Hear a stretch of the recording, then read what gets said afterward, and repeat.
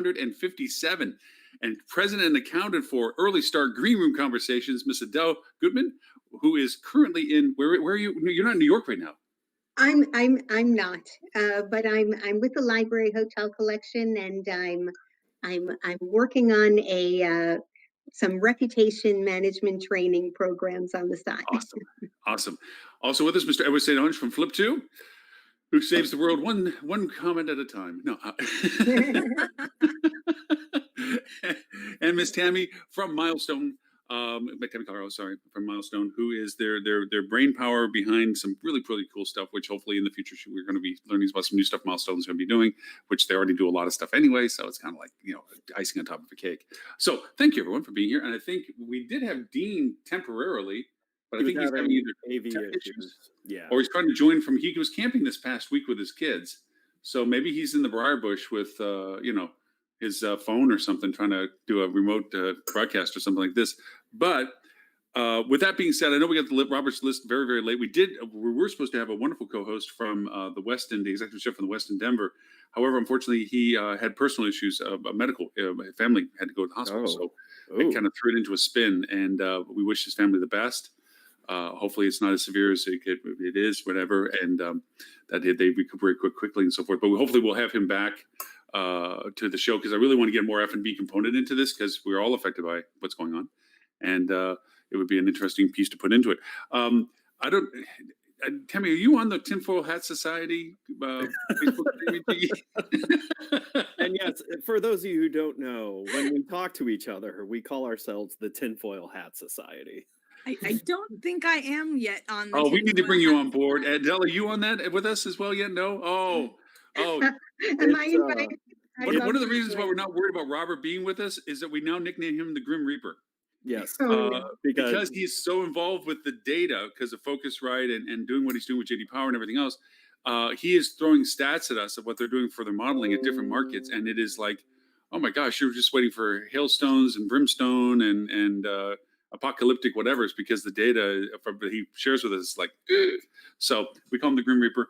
But he did put up a couple of interesting things. Well, actually, Tim did today, and he's not joining us. He did the last minute client thing, where the USA Today, their article, I was going to post that up. I don't want to start the show in the negative, but it was a big bomb drop. Let me pull this up. But basically, they're saying, don't do any travel. No drive market, no nothing. Don't go anywhere. That's the article. Thanks, USA Today. Thank you, USA Today. always so supportive of the travel industry. Appreciate that. I'll pull that article up with it, but we are facing that. I mean, we're not even past the first wave. I mean, people say, "Oh, this is the second wave." It's not the second wave. Everyone keeps referring to that we never got out of the first wave. So, we're facing the fact that we are now worse ever than we were for the first 3 months. So it's kind of like wasted days and wasted nights. For 3 months, we hit ourselves, and what good did it do, right? Except for making us all a little bit more weird. Well, already started far on that mark. Is that possible for you, Ed? No, I don't think it's really. Here we are. My weird dial now has extra numbers. Here we are. I'll put the article link up for it. That's the USA Today article. They even did a cute little animation. How to plan for your road trip. Don't go anywhere. Just stay in the car. Here's my challenge with this is, first of all, there are safe trips that can be had. There are things you can do to protect yourself. The problem is the reports I'm getting from our hotels that are actually doing fairly well right now is travelers are completely acting like nothing is going on, and they're not protecting themselves. They're not. And quite honestly, they're getting mad in a lot of cases that the hotel has precautions set up to protect them. Now, that being said, go to the beach, go to a national park, go somewhere that, gives you the ability to, create the amount of safety that you're looking for based on your, feeling of what your risk is in this situation. But to have a media outlet come out and just say, cancel your summer vacation. I mean, this is more sensationalism in the media, which unfortunately we see everywhere. And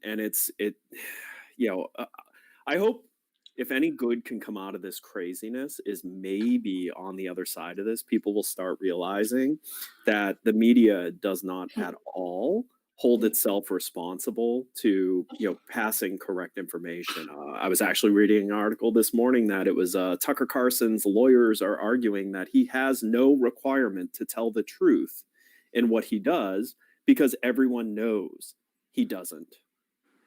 And listen, it's nice to actually hear that conversation happening because the news networks are not news networks. They're opinion networks. They're like this show. This show is opinion. And, so, this is hopefully something good that will come out of this, but I look at this USA Today article and I think this is, fear mongering and is not taking into effect that you can travel safe.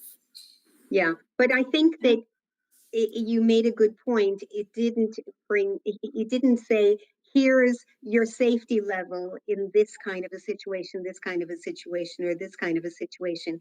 But, Expedia also said that most of their revenue drive and most of their demand is going now to the private home rentals.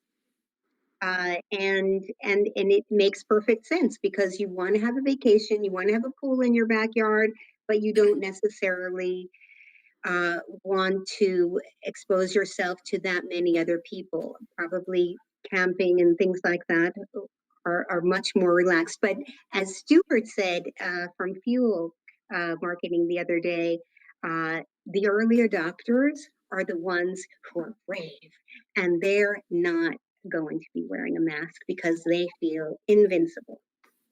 Yeah, and but the challenge with all of this is, first of all, I mean, living in a state that is currently skyrocketing. Mm-hmm. If you look at contact tracing, there haven't been a lot of hotels discussed in this. It's been actually a lot of it's been around bars. And which makes sense because what do you normally do if you're wanting to go out to a bar? You're generally going to one that's lively and busy and loud, which means you're screaming at each other, which means you're spitting on each other. Mm-hmm. Then you're drinking, which means you're not paying attention to how far away you are. It makes sense to not have bars open. And it looks like our state's decision to close the bars stopped us from, going even crazier high in our cases. But, we need to be realistic about what kind of businesses are dangerous. And honestly, I don't see a hotel with all the data we now have. I don't see a hotel as being a really high risk. If you are worried about it, wear a mask. That, right. It's that not simple. The hotel. It's the behaviors of the individuals in the hotel. Yep. So, and what you do during your stay. Yeah. So don't go to bars. Yeah. Right. And don't swim in the pool. Or you could, because maybe chlorine kills it. Maybe it doesn't. Depends. Well, as long as you stay 6 feet away, right, in the pool. But maybe 10. And that's the challenge, right? I mean, people don't travel to social distance, right? They travel to go to beaches and go to bars and go to restaurants that they want to go to. And so there's this, and I was moralizing on our little group chat this morning about, how if Texas, or not Texas, if Florida, Arizona, and South Carolina are at the top of the list, and we're all in the business of helping hotels encourage people to travel, is that really a moral undertaking for us, right? And so it is, and I hate to bring that in. I know it's heavy duty, but we're all professionals, and it's something that we cannot just ignore.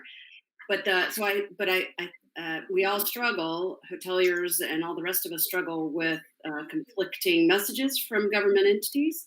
And so, like we just said, it's not the building, it's not the pool, it's not the resort, it's not the park, it's the people and how people behave.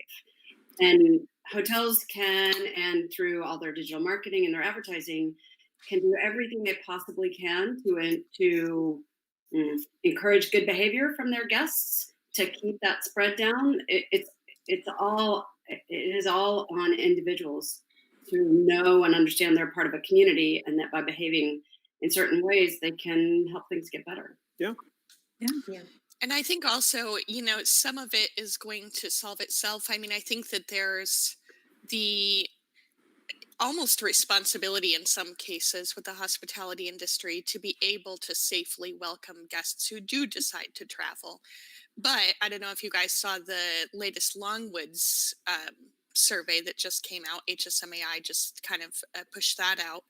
But 3/4 of people are now saying that they're changing their travel plans because of coronavirus, since all of the news about the spikes and things of that nature. So it's really it's kind of interesting to see that, because I think, and that's what I mean by solving itself. If people are feeling unsafe about travel, they're just not going to travel. That, of course, creates a host of other issues for us on the business side. Right. There was something else this week. I tried to find it again this morning, where there was a study about there's an uptick in negative hotel reviews, and a lot of the content of those reviews were about social distancing, about there not being enough social distancing, about staff not wearing masks. And those are specific to the time. They're not, and they weren't particularly about cleanliness. It was more of behavior, of individual behavior at the property level, either about staff or about other guests. Yeah, I was gonna say we're hearing a lot of that, where people are upset at how other guests are behaving. I mean, it's the same way, we all have those people. You walk in a store, you're like, well, why aren't they wearing their mask, right? And so, and that's creating this deluge of negative reviews. And then you also have these people that, why are you forcing me to wear a mask, right? And kind of back to, I think, your point on there, or maybe it was you, Adele, talking about how we've heard so many different things and conflicting views from our government leaders and our, should we wear masks? Should we not wear masks? Should we do this? Should we not do this? That it's almost just become this political issue versus this, like, what's best for the country and the health and safety. There's no almost about it. Yeah, well, trying to keep politics out of the conversation today. But so, how do we get back to how do we communicate to travelers that it is safe to travel? And you're right, this USA piece I've been kind of reading through as we've been talking, and it's very fluff piece. You've got a couple people like, I don't think it's safe to travel. Well, let's publish an article around 3 people, right? Like, or I didn't think it, be safe to travel internationally. What if people don't wear a mask? So I canceled. Well, and then the airlines canceled my trip. Well, But okay. I was supposed to be at Disneyland Paris today, and I'm not because I chose to cancel. It was canceled for me. Right. But to blanketly state that no travel is safe. I mean, nothing we do right now is 100% safe, right? Right. People that contract from the grocery store. But I think it's up to us as individuals to determine our risk level, and it's up to us as business people and hoteliers to figure out how to communicate that it is safe to travel and how to make sure that it is as safe as we can possibly make it to travel. Absolutely. Yeah. Well, and to prove, that you can have safe behavior, I will say something that our governor said in the last 24 hours, which is, if it's safe to have a Home Depot open, then it's safe to do certain things, because Home Depot has been packed nonstop through this whole thing. And guess what? The contact tracing, have you heard anything about major outbreaks coming from Home Depots or Lowe's or any of these, big box, home improvement? No. So it is possible. It is, but it depends on what you compare it to, because most people aren't in Home Depot for hours, right? Most people are in Home Depot, even now, probably time spent in big box stores is pretty quick, right? People want to get in and people want to get out. I mean, I went to Costco last week. I had a mask. I was in and out in 20 minutes, right? Yeah. I had a list and I got in and I got out. But do you meander around your hotel's lobby when you're on vacation? Do you meander around? I hang out in lobbies to do work, to get out of my room, to, so there, Sure.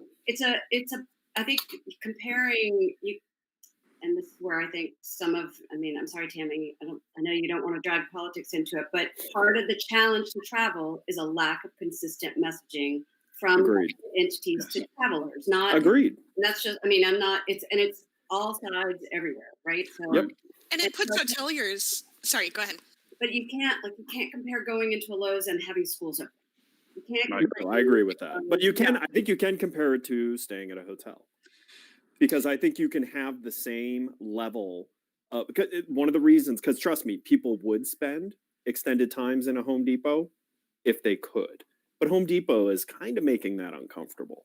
They're making it as, hey, you get in, get your Because they stuff, don't want an outbreak. and get out. They Right. don't want an outbreak. So if you think about that, you can do, if you're truly concerned, if you're a hotel that's open and your travelers are just not doing the right thing, then you need to think of creative ways without direct confrontation, because we've all seen enough videos of, the, what are they called? Karens, that lose their mind over, a business enforcing what is law in their region. But you don't hear about these things happening everywhere. And I keep going back to Home Depot and Lowe's because, quite honestly, I went and stood in line for 45 minutes just to get into the store to get something because I needed something, but also it was because I had nothing else to do. But you were So- 6 feet apart. Right, but this is Online. what I'm saying is, but why was I 6 feet apart? Because Home Depot, without it being right in your face, created an environment Right. where the majority of people felt what they were supposed to do.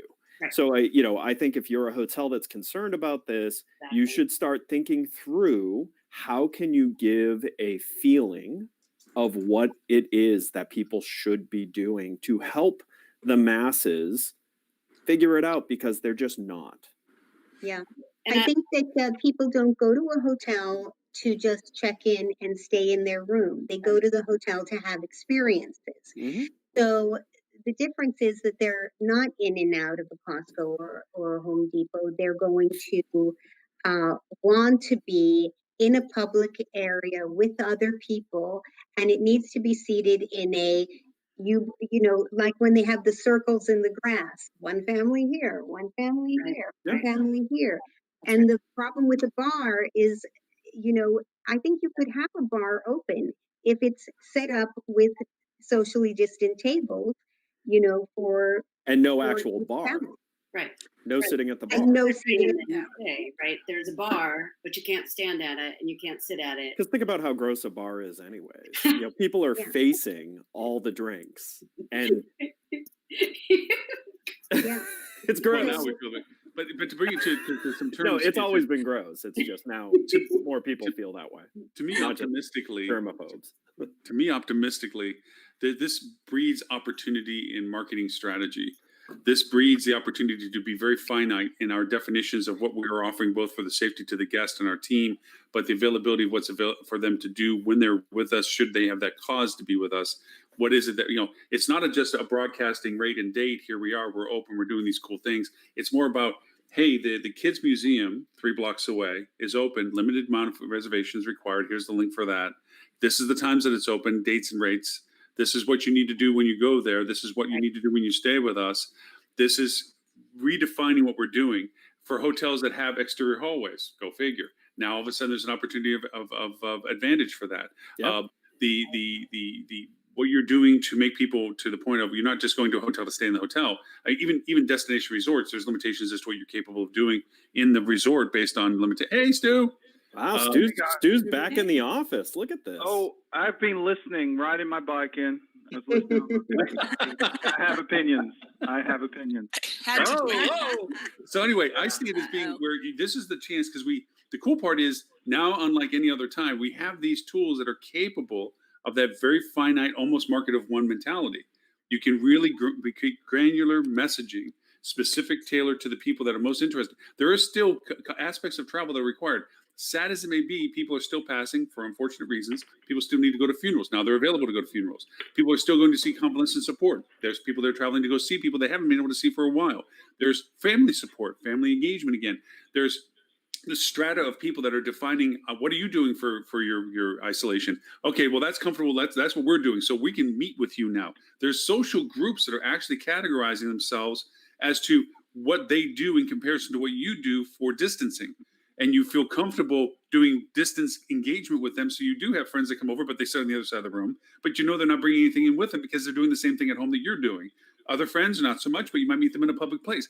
We're creating all this strata of criteria now for engagement that has to infiltrate into our marketing as well, that we have to begin to redefine what we're offering so that people up and below what we're doing feel comfortable coming to us and give them the reasons of why they need to come to us. So to me, it's opportunistic for the current circumstance. By all means, I'm not saying this is And I think your physical experience, there's opportunities. First of all, if you're a hotel that has personality, I'd be doing funny things. I would have funny signs up that make humor of what we need to be reminded of. Because again, there's just human behavior is don't tell me what to do. American behavior is don't tell me what to do. However, people appreciate cleverness, they appreciate humor, and you can subliminally get a crowd to behave a certain way if it's prevalent enough and if it's something that would draw their attention, which I think if you did something with humor, you could absolutely do that. To that end, one of my hotels in Indianapolis, very creative GM, she did the video where when somebody walked in the door without a mask, she's like, stop, and they did this dramatized video, and it was really cute. They have a sign in their elevator that says must hold breath till 3rd floor. 4th floor, you're allowed to exhale. 5th floor, only if nobody's in the elevator can you inhale. Good luck. And they just but that what that is doing is it's not just being funny and it's not just showing humor. It's reminding people that this space that you're currently in is a space you should probably be thinking about. So, and you're doing it in a funny way. Right. In the beginning, the brand marketing was all about cleaning, right? It was all about how clean. They all raced to, hook up with a partner, Clorox or the Mayo Clinic or whatever, to ensure to be able to, inspire some confidence that their rooms were clean. But given sort of where the negative reviews are, they're really less about cleaning and more about the behavior of guests, the behavior of staff, and social distancing. So it seems to me that it's probably time for cleaning is important and ensuring, letting guests know that things are clean is good. But it seems to me with the spread of the virus still ongoing, probably another message that needs to be gotten out there is how we are managing our public spaces. What are, how we do, like people are fine going to Costco and Home Depot because they know, and Costco was the same, right? I didn't have to wait in a line because I planned my visit, right? But they were counting people as I walked in. There was a clicker guy there, and they were ready. And so I'm confident. I'm okay that I'm not gonna, that Costco is doing what they need to do to keep me from catching, from them being a spreader. And I think now start thinking about that is how did they inspire that kind of confidence? That they can go to a hotel. I think that there's like a fundamental misunderstanding that's going on, and it's really prevalent in the USA Today article, and that is that places don't spread COVID, people do. Right, people's behavior is what spreads COVID. If you are someone that goes anywhere where you apply common sense, your risk of contracting this disease is very, very small. But if you go and behave like a lunatic, like a lot of people are, so I'll give you an example. Right now in Myrtle Beach, I've been speaking for weeks about how great we've been doing, right? From an occupancy standpoint, we've been going gangbusters. Then in the last 2 weeks, there's been a lot of negative press. And if you read the articles, it's articles like this group of 100 people went and rented a big house and shared it together, and they all came back with COVID. Darn you, Myrtle Beach, for giving us COVID, right? And it was Myrtle Beach was painted as the bad guy. It's like, no, the 100 idiots that shared a room together and all went out and partied every night. Those are the people that spread COVID. It isn't the place. But I'm gonna challenge you on that. I'm gonna challenge you on that and say if Myrtle Beach in its marketing makes a big deal about how open it is, and there's lots of great pictures of people on the beaches, then That's yeah, not the advertising. The advertising is travel responsibly. We are here, enjoy open spaces, but when you come here, travel with a face mask, travel. So they're very deliberate. They're not saying come here, woohoo, party, right. because The that entity would be is, irresponsible. right. The entity is, but people's posts on social media may not be, right? And so, the marketing is not saying But again, that's humans. That's Right. your travelers people. doing It's that. not- That's not right. marketing. exactly, but it's still, Right. I mean, to Stuart's point, Myrtle Beach as a DMO can do really responsible marketing all day and all night, and I'm sure they do. But that only counters to a certain extent individuals posting on their social media about how fun it is in Myrtle Beach, and look at this great house that my 100 friends and I rented. So it's Right. like, I think we're kind of struggling with three crises right now. We've got a health crisis, we've got an economic crisis, and we have a PR crisis where literally, to your point about this USA Today article where it's three people's opinion, it doesn't matter. It was published by USA Today. And so at least 75% of people who read it probably are going to take it as fact and make decisions based on that information.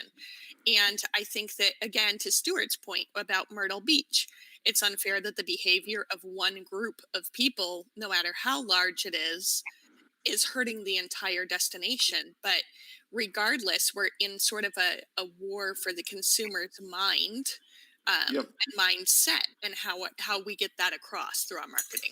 And it's being hurt because people in positions of authority, and that is people like the USA Today media, regardless of whether it's an opinion piece or not, like you said, Lily, people read it as fact. But then you have state governors running their mouths about stuff they have no scientific backing to say, don't go to Myrtle Beach. Are you will telling catch, me politicians are talking about things that they know nothing about? Yeah, but What? they're having an impact. The day that the West Virginia governor came out and said, Myrtle Beach, don't go to Myrtle Beach because you will catch COVID, our cancellations started outpacing our bookings because of one idiot man, and I will call him publicly an idiot for saying that, with no thought of what impact that's going to have on a lot of businesses. Same as USA Today. Did he make didn't that think about the statement? financial impact. Did he make Yeah. that statement from a Waffle House, like other policy statements that he's made? Probably so, right? But So, Stuart, so you're I not think. voting for him, so he doesn't care. Well, that's just true. But the West, it's just frustrating that there's so much misinformation and people in positions of authority that have a duty, I think, to spread correct information, not just spread propaganda and opinions, are abusing that position.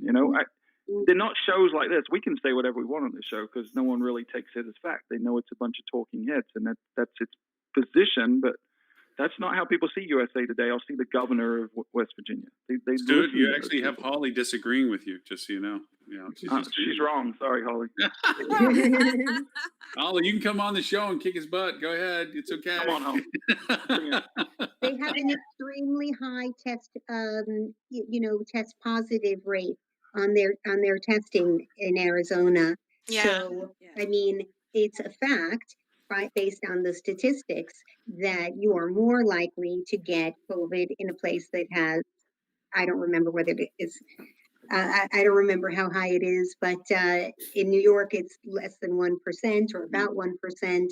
You are going to have, a different experience if you're in a situation with a lot of people than if you're not. That's just a fact. But if a hotel takes the time to say, help us keep this pool open, help us keep this beautiful resort going, let us be there for everybody by you doing your part and act responsibly. Wash your hands, use a mask, keep 6 feet apart, and we can all get through this together. And I think that probably people are doing it a little less boldly as what they really should be, Agreed. because they don't want to turn off the guests that they have that are having a great time. And that's part of this challenge, right? Is as a business that hasn't been part of the problem, right? Let's be honest, there haven't been many news articles out there that hotels have caused problems, right? you walk this fine line and this fine ethical line. Where does your responsibility lie? Are you more responsible for feeding the families that work for you, or are you more responsible for guest happiness? And guest happiness is literally leaning in the wrong direction, right? I mean, allowing guests to function the way they have been functioning. And Myrtle Beach isn't the only market where people are going crazy. It's happening all over the Florida beaches. All the beach destinations in Florida have seen this type of thing. I think one of the differences is I don't think, with the exception of South Florida, I don't think there are any as dense of a market as Myrtle Beach. Daytona, St. Pete, Clearwater, they're not the same density that Myrtle Beach is. And don't have the attractions like Myrtle Beach does. So Myrtle Beach is kind of a strange hybrid of a beach destination that, feels more like an Orlando than it does a Daytona. But here's the thing, right? And here's where my problem is with information and misinformation. If you break down South Carolina by county and by city of where the hotspots are, Myrtle Beach is a broad term that covers the whole Grand Strand. It's 60 miles wide, right? Myrtle Beach is a city that's only, a few miles, 10 miles maybe. If you look at the cases in Myrtle Beach, it's very, very low. The cases in Horry County, the county of where Myrtle Beach is, are all outside, out of the tourist areas. It's but that's local areas the, where there's a lot of old retirement homes, things like that. The people are coming with COVID, intermingling with other people, and then taking it back with their whole cohort group. And then they're saying, oh, it's Myrtle Beach's fault. It's not the place. It's the people that are spreading it. Yeah, but your marketing defined that space as Myrtle Beach a long time ago, even though it's county-wide. I understand that. Connected by name. But I agree. The point is I people agree can with travel Stuart. safely if they're responsible. Right. And I agree with the bottom Stuart line. here that, from a PR perspective, and Myrtle Beach has actually done a fairly good job on multiple sides of the issue. One of the things over the past weekend that I saw a lot of the Myrtle Beach group put out there was actually battling the false narrative that the news reports were putting out about these super dense collections of people on the beach, where Myrtle Beach was showing like shots from above, where you can see no one's near each other. Right. There's so much use of those long lenses, right? Yeah. The angle shot. Distance, yeah. Yeah, and so this is first of all, if you're a hospitality marketer watching this, one thing I would very much encourage you to do is, we are in an election year. You need to make to your politicians that are running an issue of bringing back ethics in media outlets. Because it's not just painful when it's about politics, it's also just painful in everyday life. I unfortunately live in an area that I get to see that firsthand quite a bit, because a Florida man is always doing something. Usually Ed. Yeah. But I see how the media sensationalizes things on a regular basis because things happen here a lot. We have three self-centered entities right now. We have the media, which is self-centric for self-preservation. They're looking for whatever they can report on to put themselves in the forefront. You have politicians that are self-centric into their election, not on the purpose of their responsibilities. And they have social media, which is self-centric to those that want to serve a podium for themselves. Yep. All three of them are racing against each other to see who gets the limelight for any particular topic.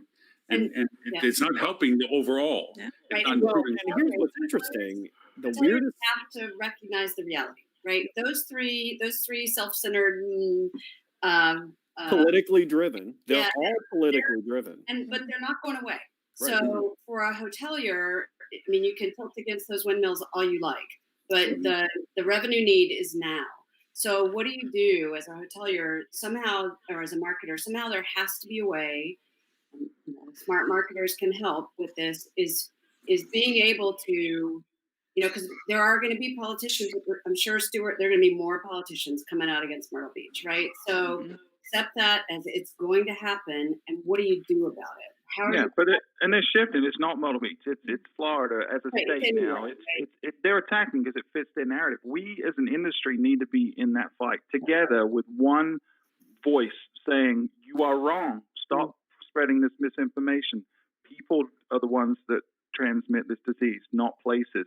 And if people don't start traveling, Yeah. we're going to be dead as an industry.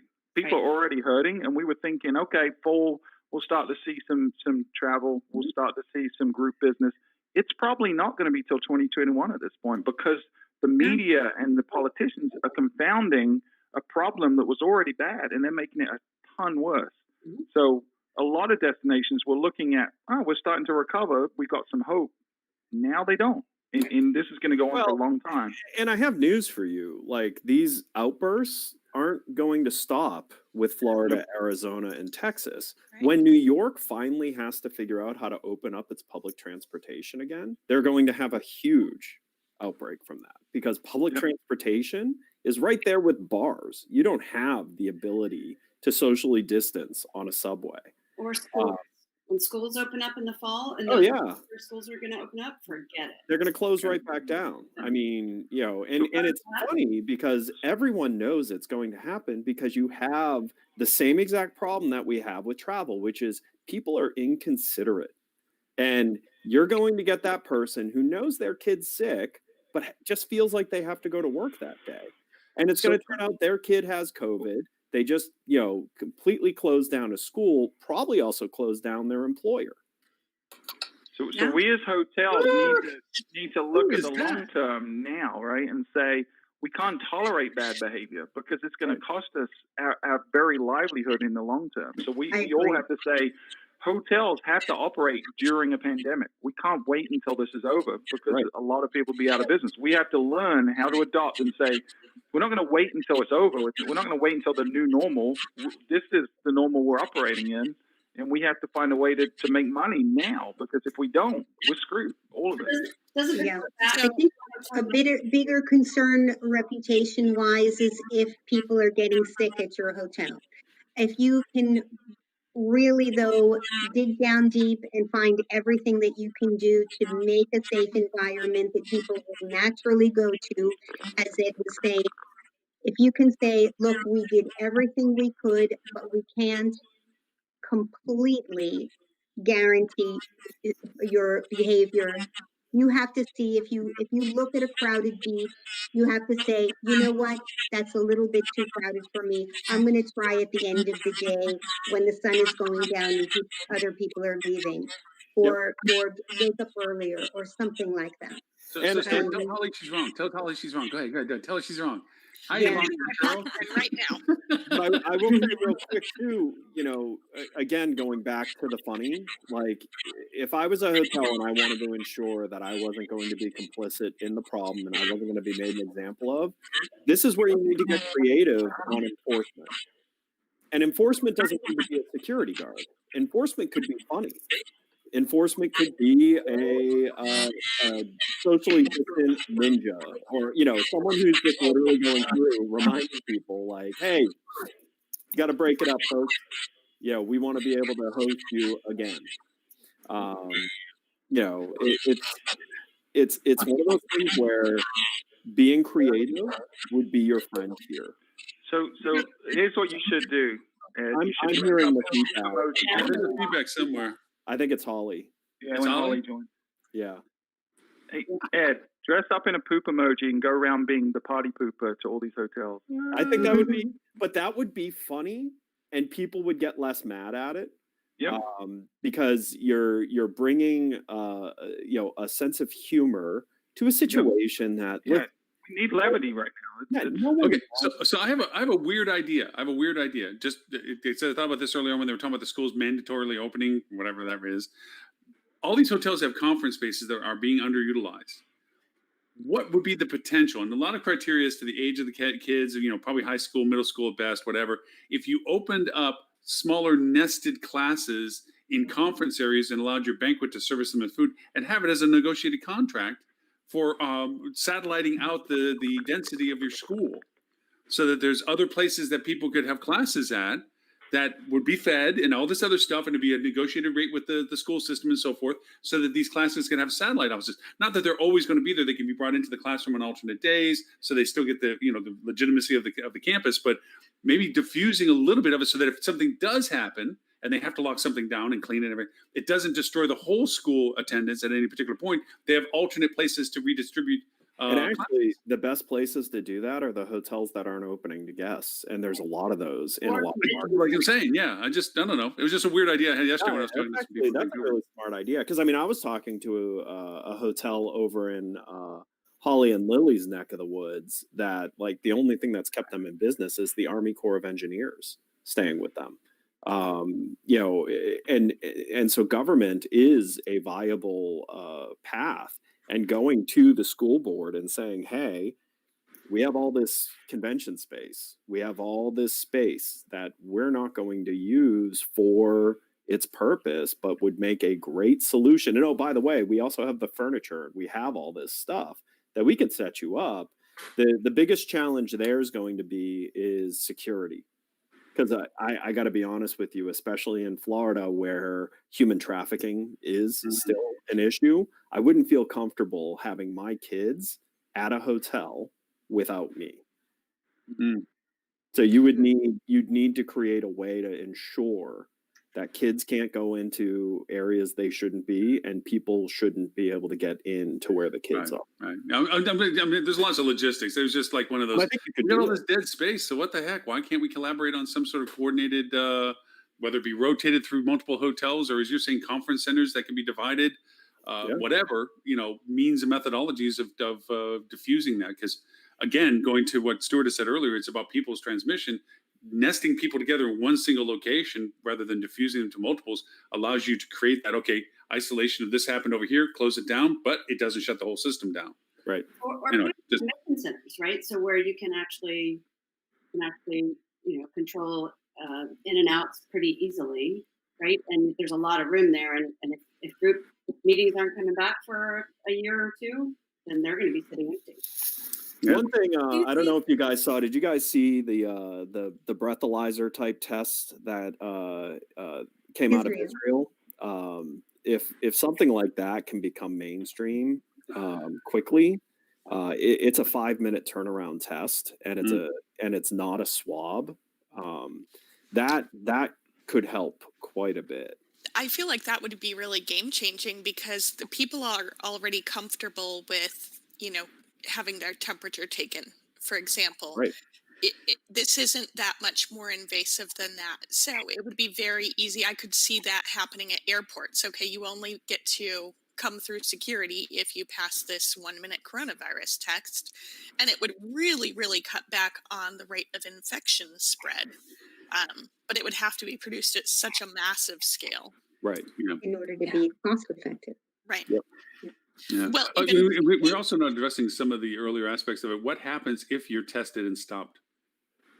The contingencies of this. Wonder if you came out and you had a fever and you didn't know you had a fever, and you walk through a thermal tester and, hey, excuse me, sir, ma'am. Right. Okay. And you turn them around and tell them to go stand in a group that's not near my hotel.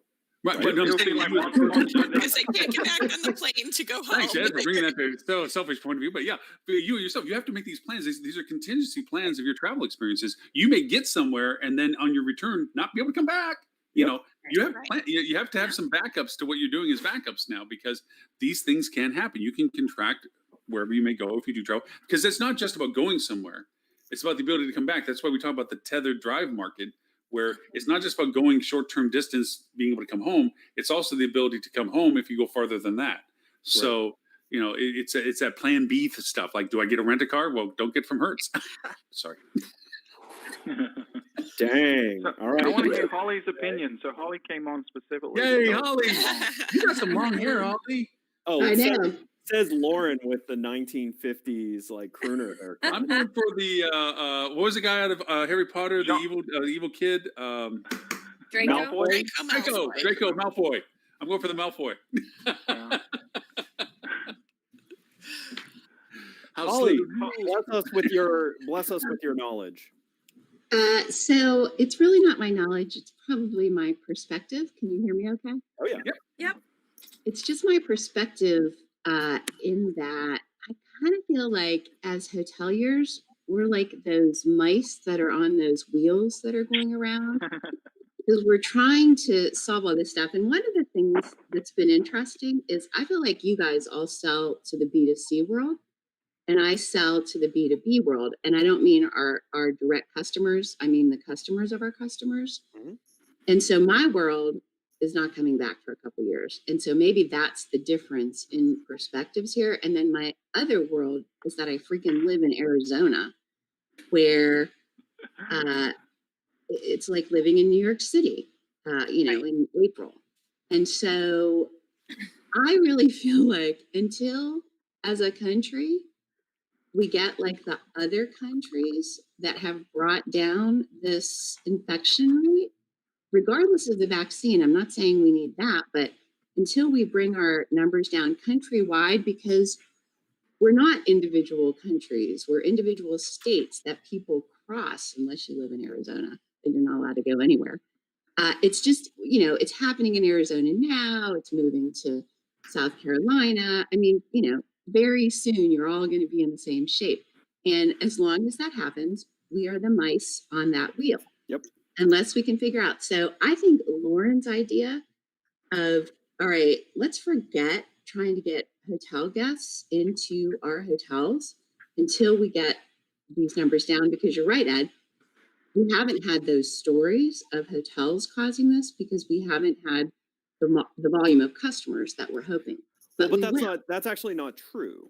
In There are quite a isolated. few markets that have run pretty strong, crazy numbers through their market, and you don't see the reverberation of contact tracing bringing it back to that behavior. If their contact tracing is anything like ours in Arizona, we have no idea. Yeah. Well, I and believe so most that's the places. thing is Yeah. it's, I And- can and only I- I can only speak for Florida, and I can tell you contact tracing in Florida, even with its flaws, was able to identify pretty aggressively large numbers of cases coming from very specific activities. I was on the phone yesterday with a hotel person who had 3 banquets in their hotel, social distancing, the whole thing. 0 were wearing masks. I Oh. guarantee that, it was a wedding, it was something else, and it was in Cincinnati, next to Kentucky. All the people were from Kentucky, although I'm sure it was Ohioans too. But anyway, that's sort of my point, though. You're right, Stuart. It is the behavior of people, but for whatever reason, the people that live in the US just continue to misbehave. And so Well, and that's again, not it's going the to type of change. people that are traveling now are more likely to be the people to misbehave. So we've To got to misbehave. try And to so- find a way to get less reckless people traveling. So I think coming up with solutions like Lauren's idea, where, okay, let's build an infrastructure where we're using our space. I mean, I do believe until we get kids back to school, people can go back to work. And so, that's part of it. But I can't fathom, I don't have kids, I can't fathom sending your kid back to a school. Like, I can't imagine you would do it. Well, But again, it has to do with, though, what steps has the school the taken? school taken, yeah. Right. I mean, because the bottom line is, like, I've had my kids back in summer camp, but we selectively picked summer camps that had really strong policy of control, and we've had no issues from it so far, and we're far enough in that we would know by now.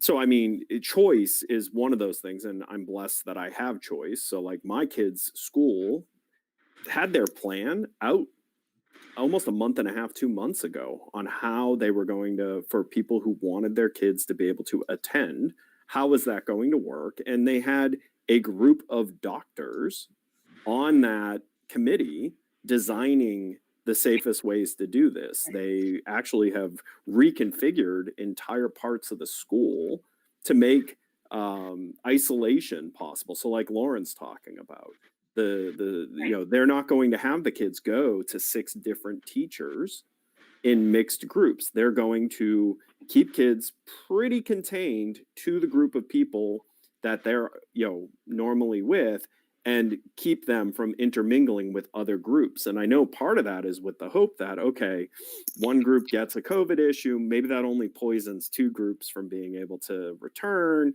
but it doesn't shut down the whole school. Yeah. And now public schools, that's not going to be possible. Especially, I mean, I look at Florida where most of our schools are over capacity as it is. Because of the rate of growth. And I have to imagine Arizona has a similar issue because of the rate of growth Arizona's had. It's going to be incredibly difficult to put public schools back and keep them there.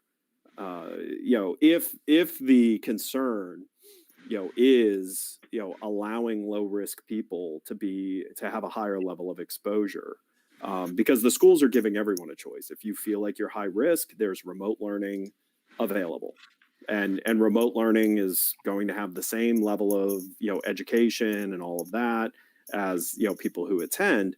But there are people who are like, for example, if you and your family already had COVID, like you're gonna send your kids to school. Like if you're past it and you're done, why would you worry about it? You already had it and it already went through it. Shouldn't, because there's no real evidence you're not going to get it I again. was gonna say, But- Tom Hanks was just saying the other day that the doctors are saying they may get it again. So I understand where you're coming from. Right, but if you were an asymptomatic carrier and you just found out you had it, how concerned are you? If you know you had it and you had no issues, how concerned are you with getting it again?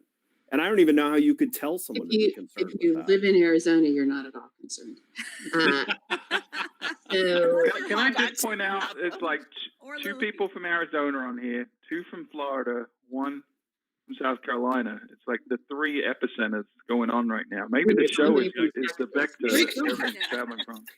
Actually, by watching this show, your chances of getting COVID are elevated. So here's an interesting question from Mira. We're Mira good. out of Bali. We're fine. Yeah. Well, let me Mira tell you out of Bali something asked, about New wonder if York. you don't have a local market there, and she's from Bali, so yeah, duh. In New York, I can tell you there's no demand, not for the hotels that are open. They're only finding emergency work. The hotels that have a July 31st opening date, not seeing any reservations coming in. The cancellations are still outdoing any reservations if there are any. And frankly, a lot of hotels, if you don't have 90% occupancy at 365 or higher, you're not, viable. So it makes more sense to be closed than to even open. And a class, not that many hotels have too much meeting space in New York anyway, but for hotels that are just guest rooms, they can't afford to take low rent for those rooms for people who may need them, because they'd have to take more out of their pocket to make that possible. Now, fortunately for those hotel owners, the people who own those assets, New York is one of the most incredibly expensive and incredibly constricted real estate markets on many different types of real estate, that they have an opportunity to not be a hotel and not have it completely destroy them. So that's great news for the That's gonna owner. happen. That's horrible news for hospitality workers. And I think you will see in cities like New York, and I wouldn't be surprised in cities like LA, in these really dense developed cities where real estate is insane. I would not be surprised to see hotel inventory drop. It's 100% true in Boston. Mhm. Yeah. Yeah, Boston. Yeah, exactly. That's There's another already one. been announced properties that have already put out. The owners, the asset managers are saying, "Yep, we're done with hospitality." And in Boston proper, it's the same as New York City.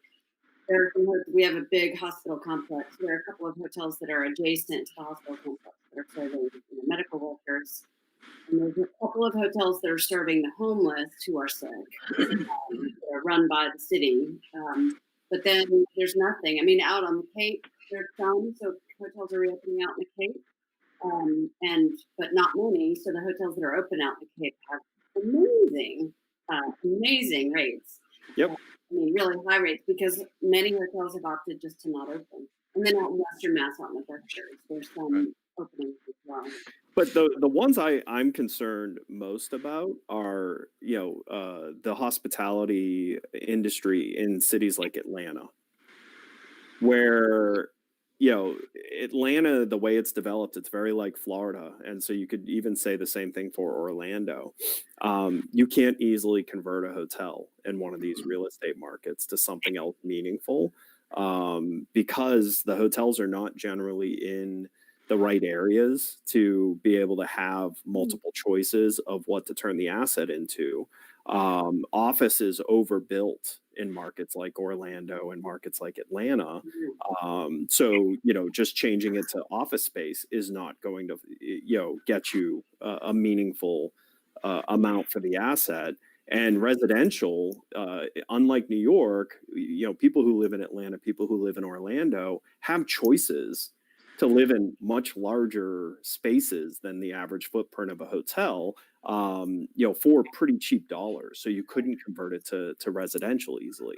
So I wonder how much this is going to hollow out those city centers, right? So as people say, I don't know that I want to. So setting aside New York, which is a different piece, but for Atlanta and Orlando, I mean, Atlanta used to have years, as an Atlanta native, years ago, they had a viable downtown, but then they didn't.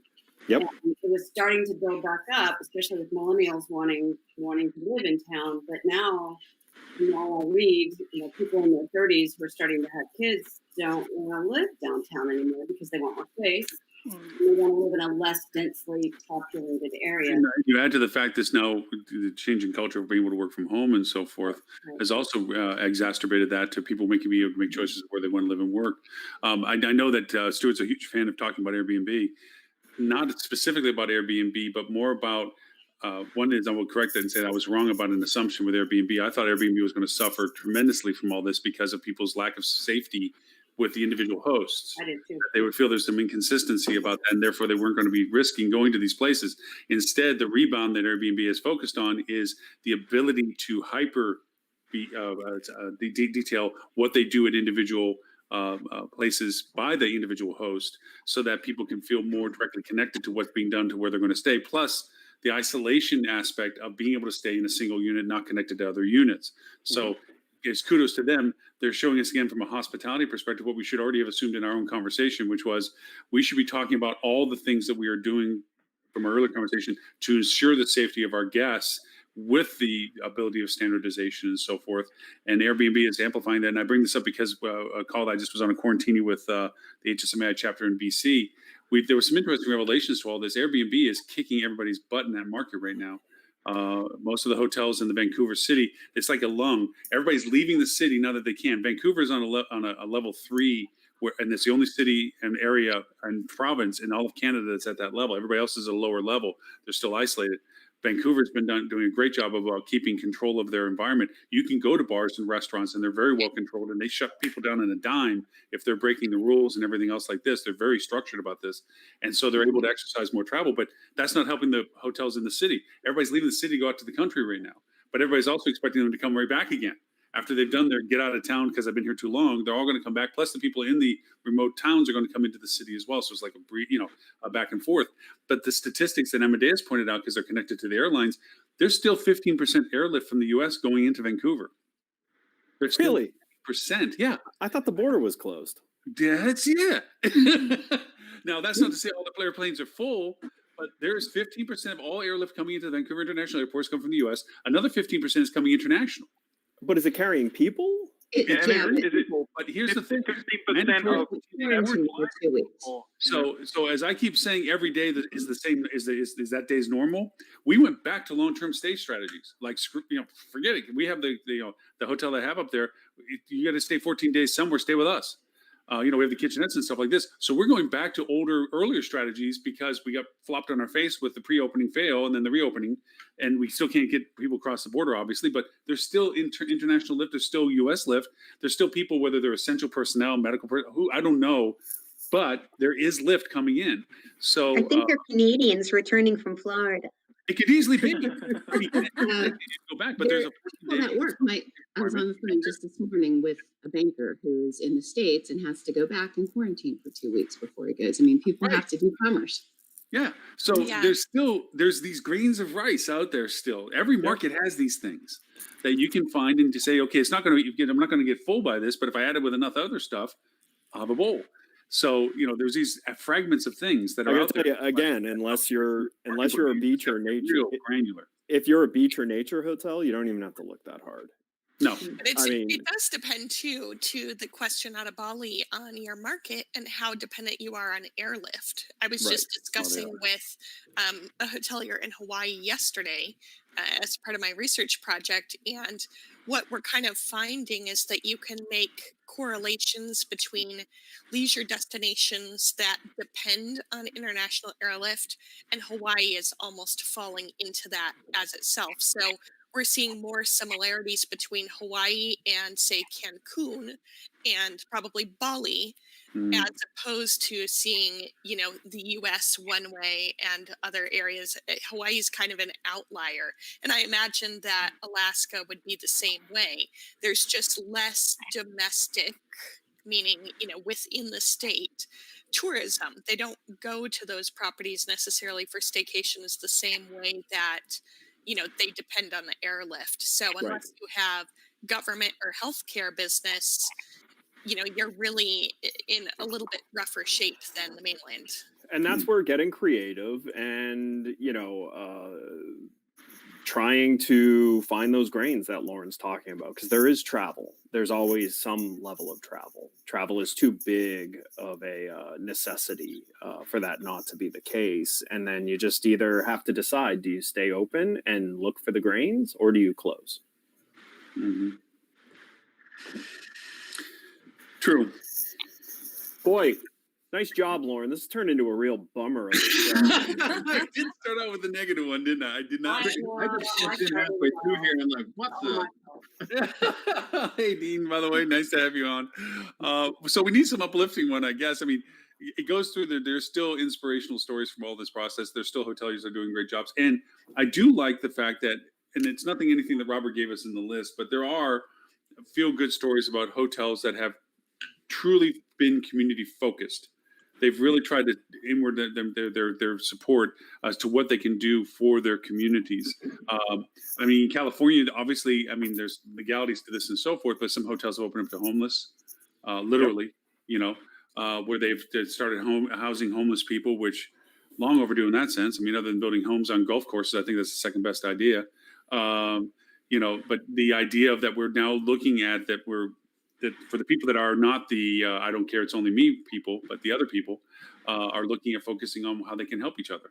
What is it that we can do? Have you seen HSMEI has started doing this thing where they're recognizing heroes in hospitality through the pandemic? It's really neat, where just individuals that have just exemplified the hospitality spirit and gone above and beyond. And so if you know anyone in the industry that you feel like has been a hero throughout this, other than Lauren and Ed, obviously, because they're always heroes, but anyone else other than those two, then just reach out to HSMEI. They're doing a good job recognizing those folks.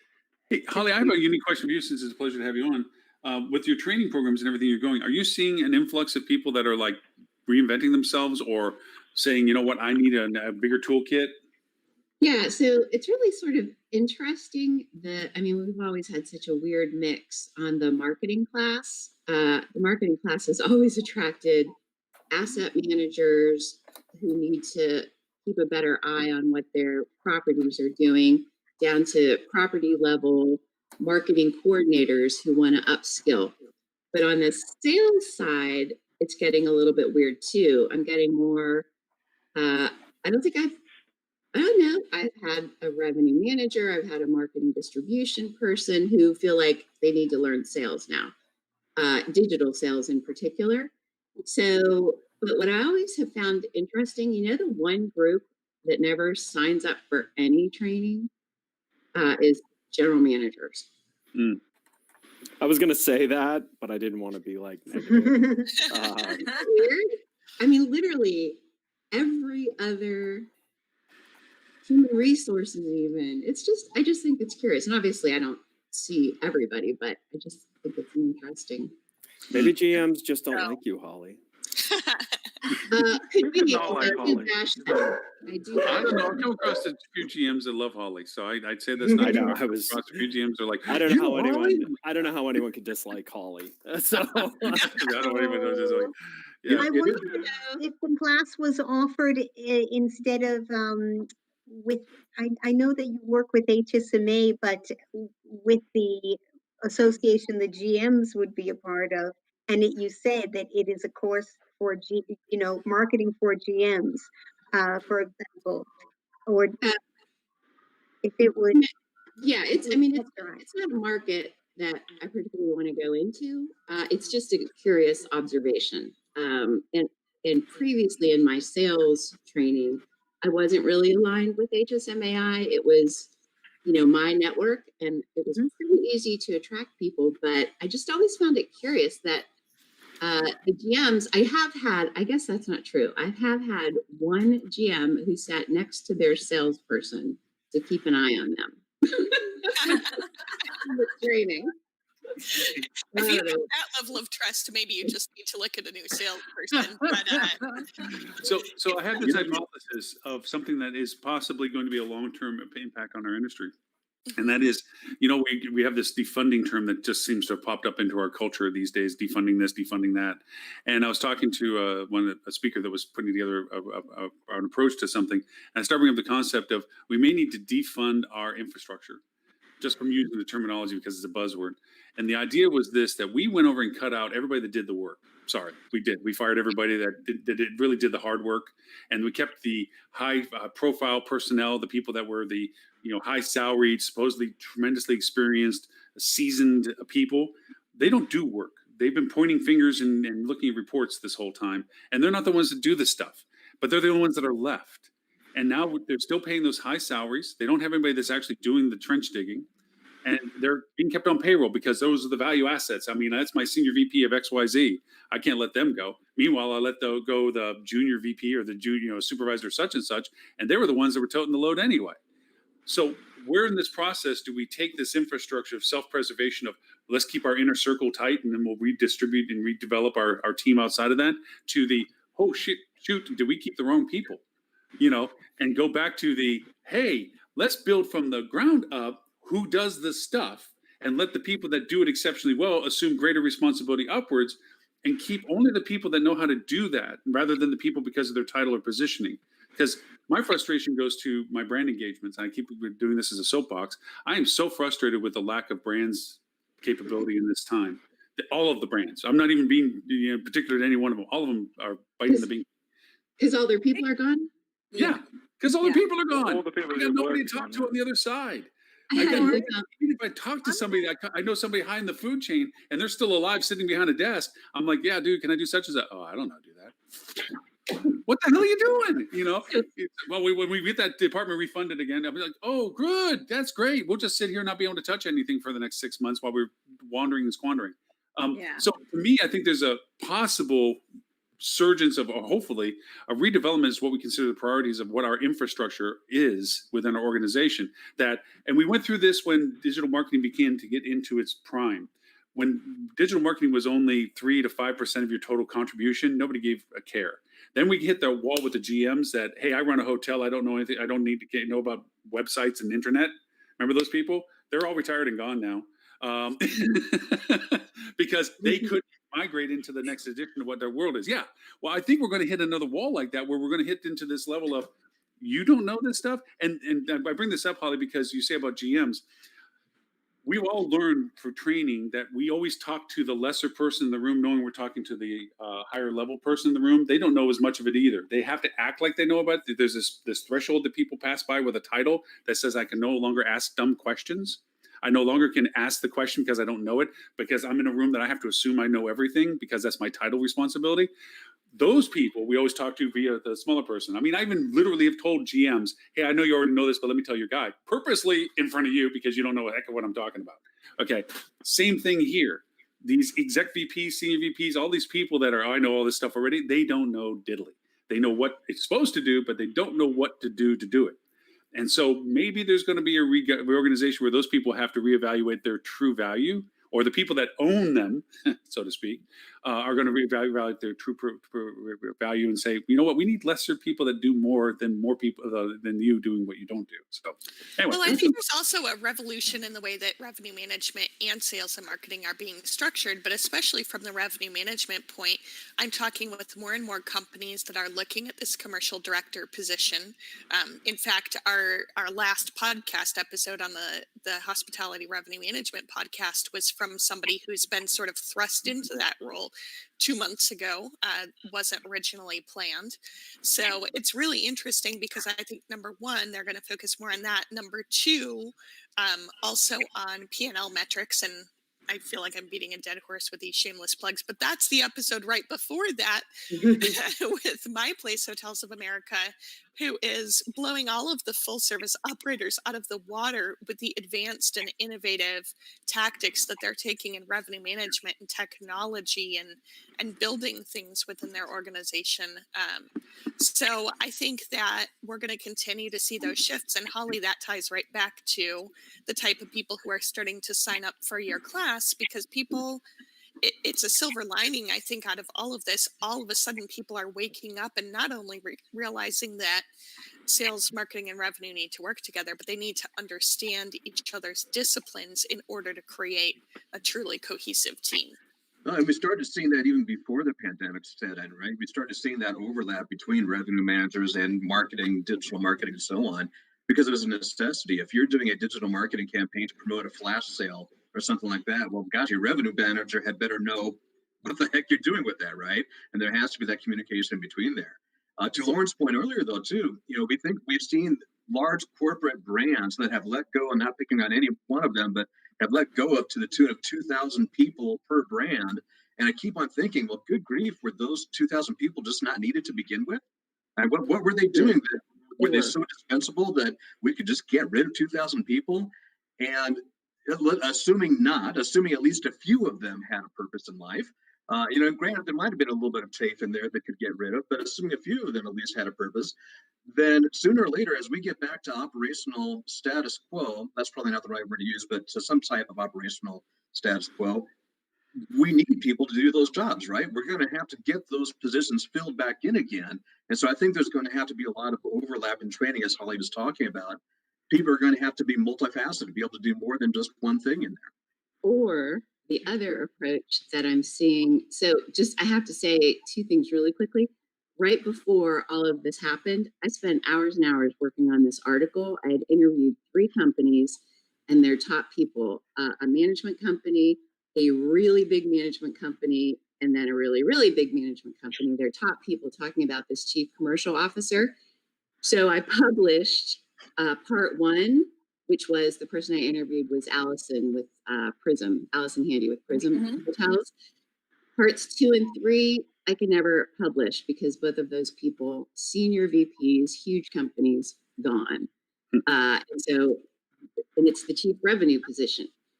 So that's the one thing I had to share. The second thing I had to share was I'm now training a group of some global salespeople. So these are the highest level of salespeople who are still employed.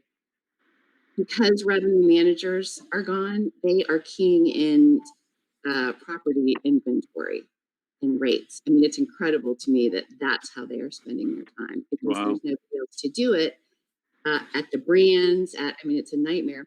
But number 3, and this is the biggest shift that I've seen, is a lot of salespeople have been laid off and then rehired as contractors.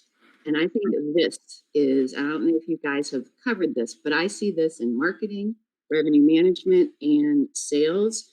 And I think it's going to last for a long time. And so those people it's not going to help us as an industry, because those people aren't necessarily going to learn the other disciplines. They're going to get really good at their one niche and work for that group for 10 hours a week. And that's it. So I think we're in for more trouble. Well, Tammy, you see this from the agency side of things. When we went through this process, there was a purge of internal staff and external third parties, where people were just cutting off their third party relationships as well.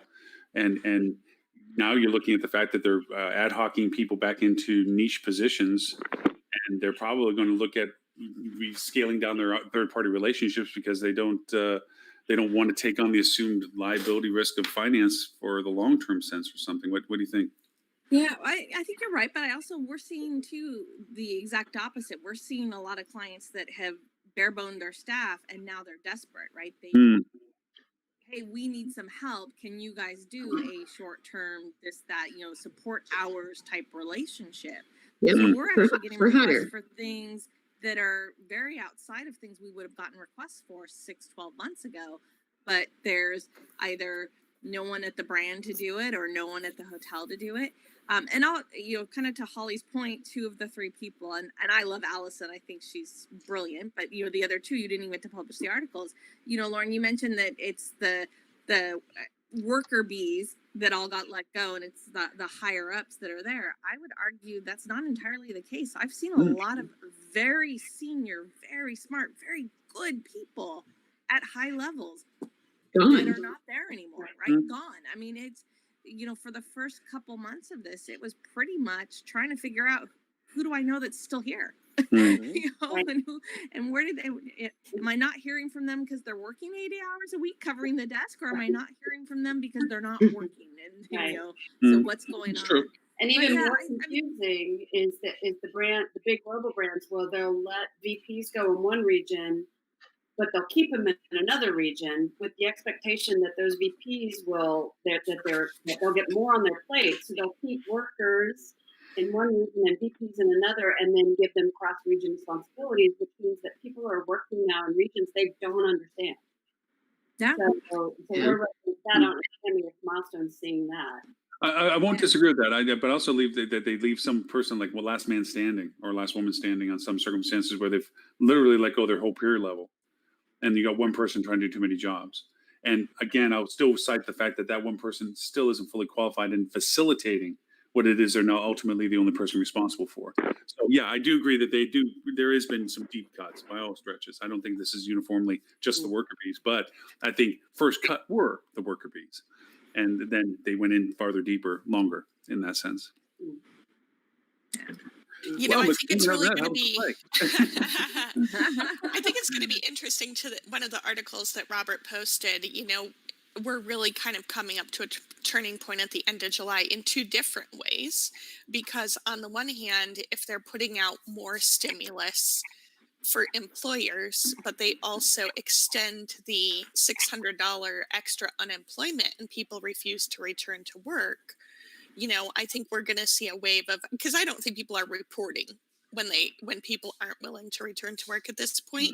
They're still trying to kind of keep that relationship. But I think if it's extended, we may see more of that happening, because I've talked to over 150 hoteliers now in the last month, and most of them, I'd say about 75% of them, are reporting a top 3 pain point of, I can't get labor. Sometimes we're not selling hotel rooms because we can't get them all cleaned.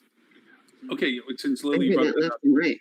Well, we used to deal with terminology of unconstrained demand, as a methodology of determining market presence and value, blah, blah, blah. Now the term's coming up, constrained demand. The inability to sell because of a lack of inventory offering because of restrictions by law and or by facility of resource, and optimizing what that is, because you can't just jack the rate because you have half the rooms available to sell.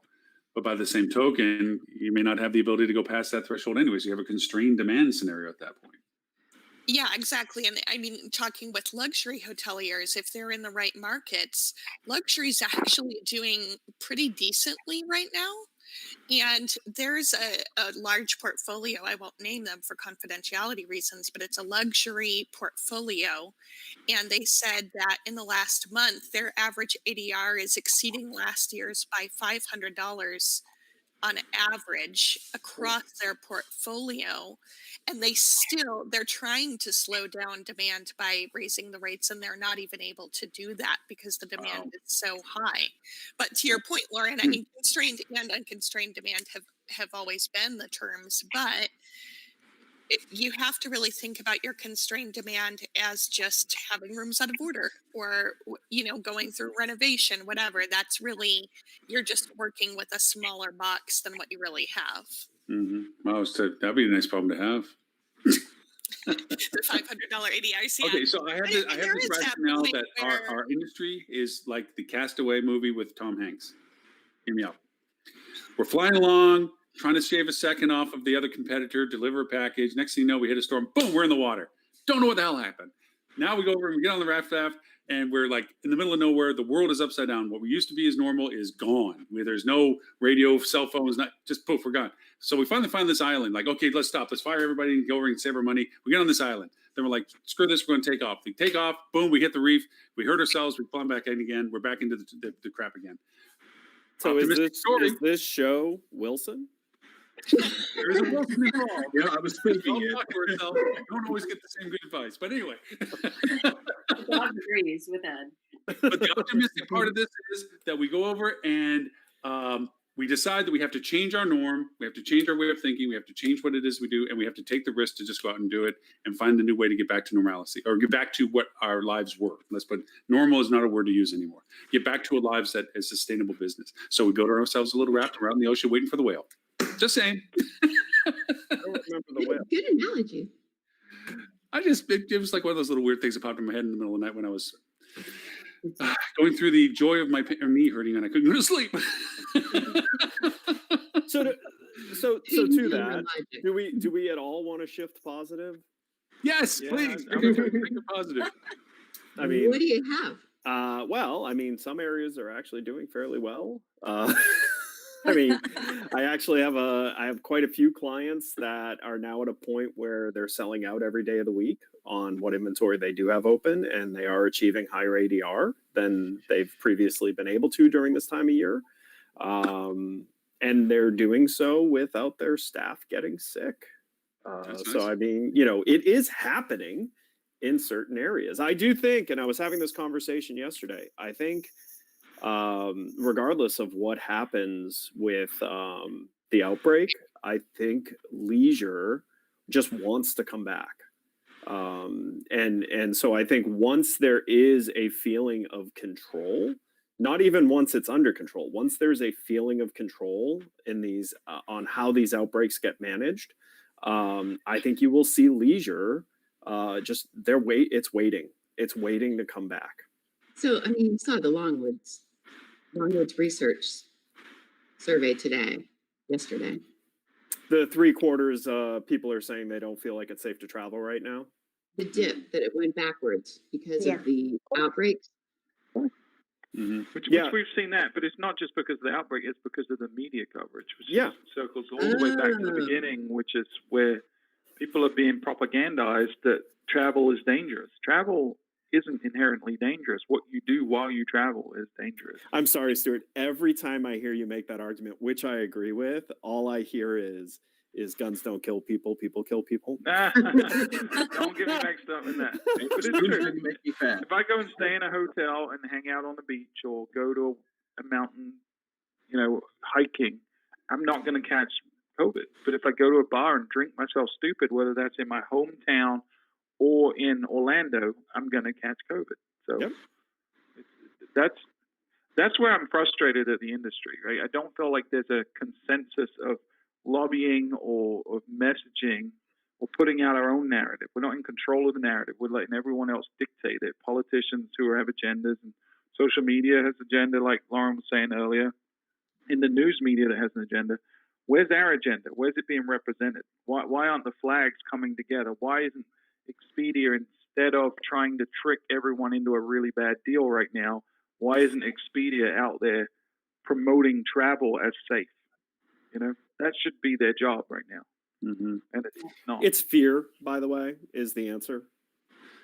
And Fear of what? unfortunately, Fear of being responsible if you're wrong. And in the United Yeah. States, We're going to be out of sorry, business if we're travel is don't. not safe. We have to make it safe for people to travel. Yeah, but see, Holly, exactly what you just said is the problem. Is not all travel is unsafe. But saying travel is not safe and we need to make it safe, first of all, everything all the brands have done to push this in-room cleanliness and all of that stuff That's not what I'm talking makes no sense anymore, because we now know that surface transmission is incredibly difficult. So I mean, the PR effort that's gone into putting that out there should be applied to some other form. And I do agree with Stuart that there is plenty of safe types of travel. I can tomorrow, if I want to go in Florida, which is an outbreak area, I can go to the beach and not come in contact with someone, which means I can go to the beach and not catch COVID. So that is me traveling and I'm not catching COVID. The challenge is there are certain types of behaviors that are unsafe, but we keep just saying travel is unsafe, which is just not true. Because if it was true, you would have news stories of actual situations where the aspect of traveling was the thing that caused this. Like going to this hotel caused you to get COVID. No, going and then huddling up with 100 people is what caused you to catch COVID. You brought the COVID in and you gave it to each other. That, like Stuart's saying, it's the people that are the causing the problem. It's not the actual activity. The actual activity can be achieved safely if people will accept that you can't just go and act like nothing is wrong, nothing is different.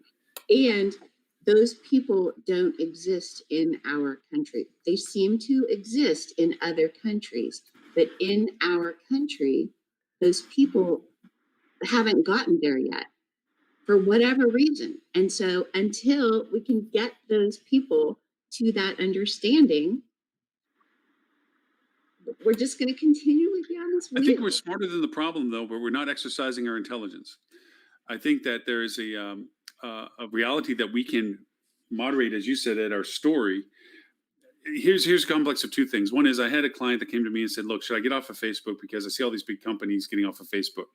I said, look, the Coca-Colas, the Nikes, and everybody else, they're using this leverage of the monies that they spend for the fact that they're unhappy, and they're trying to display this to Facebook as to how they're handling political ads and fake posts and all this other stuff. And they're doing this as a political statement for this. They don't derive a lot of their business from doing what they're doing. They're exposing themselves brand-wise to the platform, but they're really not deriving much of their business from that. So your little voice is not going to change in absentia by getting off the platform. The platform still exists with the audience that you're looking for and the targeting capabilities of getting to that audience. So if you want to not get business from this platform to make a political statement, that's your business choice. But I'm telling you from a marketing perspective, you need to be on this platform with the messaging you're doing. That said, from an intelligent point of view, Ed, you talk about going to the beaches and having the ability to keep yourself distant. This lack of communication that we're not allowing ourselves to have, dialoguing with the people that are directly engaged with us by doing videos, by doing live broadcasts, by doing persistent engagement, showing people that we're mitigating our occupancy. We're mitigating, hey guys, we're this weekend's looking great for us. We're not overly loaded. We only do 50% occupancy anyway. Having this persistent open front messaging for those people that are under the consideration of travel, it's that ZMOP moment, that when is it going to make the transition decision? Right. If you can keep that communication in the forefront in the way that they need to understand it and in terms that they can digest it, they're going to be more comfortable making these decisions that you're pointing towards. And that it's not about the generalization of travel. That's sensationalized in the media, that's sensationalized by politics, that's sensationalized by social in general. It's the fragmentation down to the individual dialogue. We, as the product you're using, talking to you as the product user, this is what we're doing of how we want to make you feel comfortable by being openly communicative to you. But I also think as a hotel, I think you need to experiment with how you are going to communicate prior to travelers arriving on what their responsibility is if they want to be able to continue to do things like this. And I think you have to be willing to put that out there. And I think you have to be willing to live with what that means. That means your staff better be practicing safety, because if you're going to put it on your travelers that they have to be responsible, they are all waiting for the second that they can catch one of your team members being unsafe. And I get that feeling. I've gone to a couple of restaurants here locally recently where people at the restaurant working weren't wearing face masks. It is the law here that you have to wear face masks. And it made me angry it made me more angry than the idiots who walk in the door without a face mask and give the restaurant a hard time, because you're supposed to be setting the example. And if you are setting the example as a business, then you have the right to tell your guests that if you are not acting safely, you will not be allowed to stay here. And you have to be willing to do that if you want to be able to put the message out that traveling with us is safe, is we are not only holding ourselves responsible, we are holding our guests responsible. And I'm I going to drop off early, but I think Valen has to drop off real quickly here. Valen, if you want to know more about you, where is it they can find you? I didn't get to ask Amy that last week. Sure. Yeah. Norone.com, and I'm Valen.Perini just about everywhere. Thank you, Valen, for the time today. Sincerely appreciate it. Yeah, thanks, I'm Valen. Alan. Nice Nice meeting to you. meet you. And when we lost Tammy from Milestone, just so everyone knows, if you want to go to milestoneinternet.com, she's there. Sorry, didn't mean to interrupt. But, I really think that any negative reviews is much more likely to be caused by employees not doing what's right, which has definitely happened, much more so than complaining about what guests are. I think I think that it's just the fact that the hotel or business is not doing anything at all to try to manage the situation is what the complaint is about. Actually, by the way, the TripAdvisor said only a few weeks ago, and things can change a lot in a few weeks, but only a few weeks ago, they said we're getting more positives and fewer negatives because people are showing so much appreciation for all the extra effort they can see that the staff is doing for them. I don't know if you ever do this for fortune cookies. If you ever open fortune cookies, if you started every fortune cookie read as in bed, it always makes it for more fun. But the other is if you changed every time you use the word marketing to communicating. Yeah. It's not about selling at this point. It's about communicating. It's and who we're talking to, by the way, useful to the guest to make the determination of purchase. It's not about telling them what they want to buy. It's about telling them what they need to know about what they want to buy. Right. And that is a defining change in us. And it goes to what Lily, what you mentioned earlier. The revenue strategy is an intertwined aspect. Sales with Holly. I mean, the messaging is uniform. The methodology is uniform. Even operations, you have to include them in fulfillment, accounting, and their accountability as to progress and invoicing and everything else. HR is into the training and the type of staff that's needed for this. All of this is an intertwined. We've been harping on this for years on this convergence conversation. Now we use it as a baseline. It has to be the base existence. Without it, you're never going to succeed because you're going to false start in every silo that you try to start.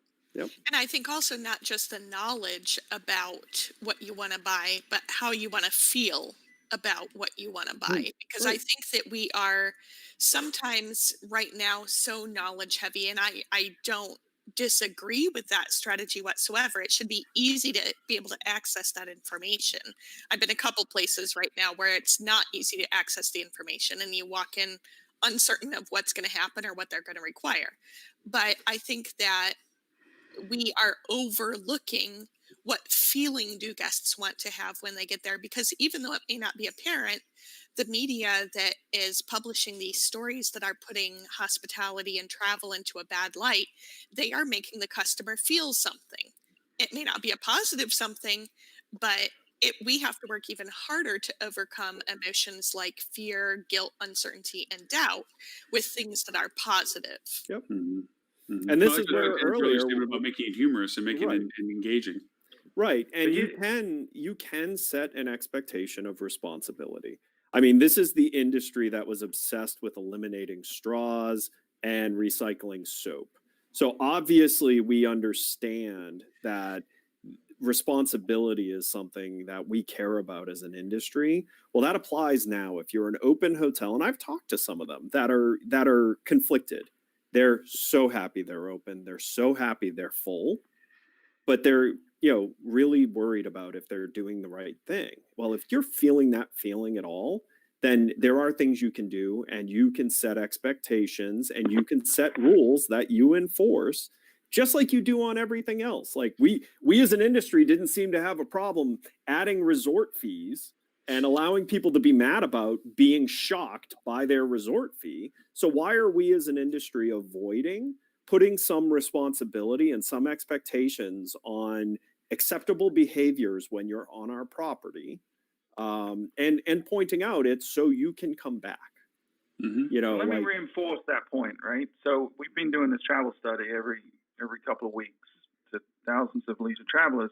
We've been adding and changing some of the questions as we go. So I just pulled it up now, brand new information. We added a question this week. It was surveyed yesterday, and stuff's still coming in. So the question was, if your desired destination implemented a mandatory face mask restriction or ordinance, how would it impact your decision to travel? Okay, so we gave them three options. They could say, I would be more likely, I'd be less likely, or my decision would be unchanged.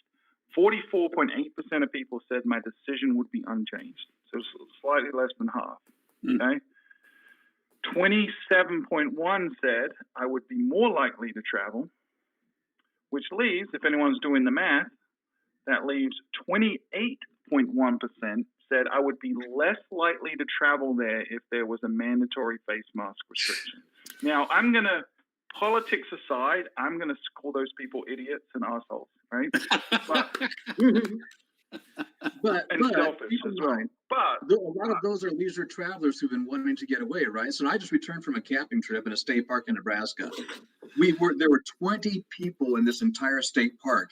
No, we didn't have anybody wear your face mask because there was about 100 yards between you and everybody else. Right. Okay. sure, So I get that, right? Depending There on you the go. circumstances. but if you look Depending at on the most face circumstance, masks, But if I'm in a hotel, I need to make a decision right now. As a hotelier, am I going to risk alienating 28% because it's the right thing to do and because it's the best long-term thing for my business and for travel? Or am I going to pander or lean into the politics, the rhetoric that people are telling me to lean into?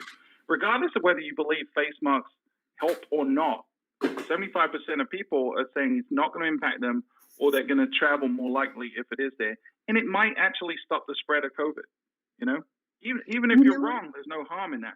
You've got to make a stand. As a hotel, you have to make a stand and enforce that, knowing that you're probably going to alienate 28% of people. and That's hey, okay. and here's the thing: That's okay. if your political views as a hotel is that you think face masks are a joke, then lean the other way. The question is a little bit flawed, Stuart, because Well, it's you also really agendas. only have to wear the mask when you're within 6 feet. So if you're at your table, which is 6 feet away from others, no problem. If you're at your lounge chair, which is 6 feet away from others, it should be no problem.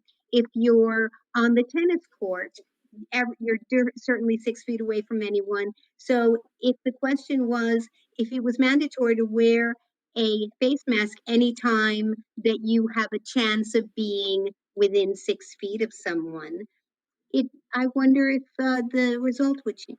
Yeah, we can soften it. I mean, I think it's implied. If you look at the places that have face mask ordinances, they're all very, very similar. It's you know, when you're in a confined space or inside, you can't socially distance and things like that. But I think what it's representative of is how polarizing a lot of this is.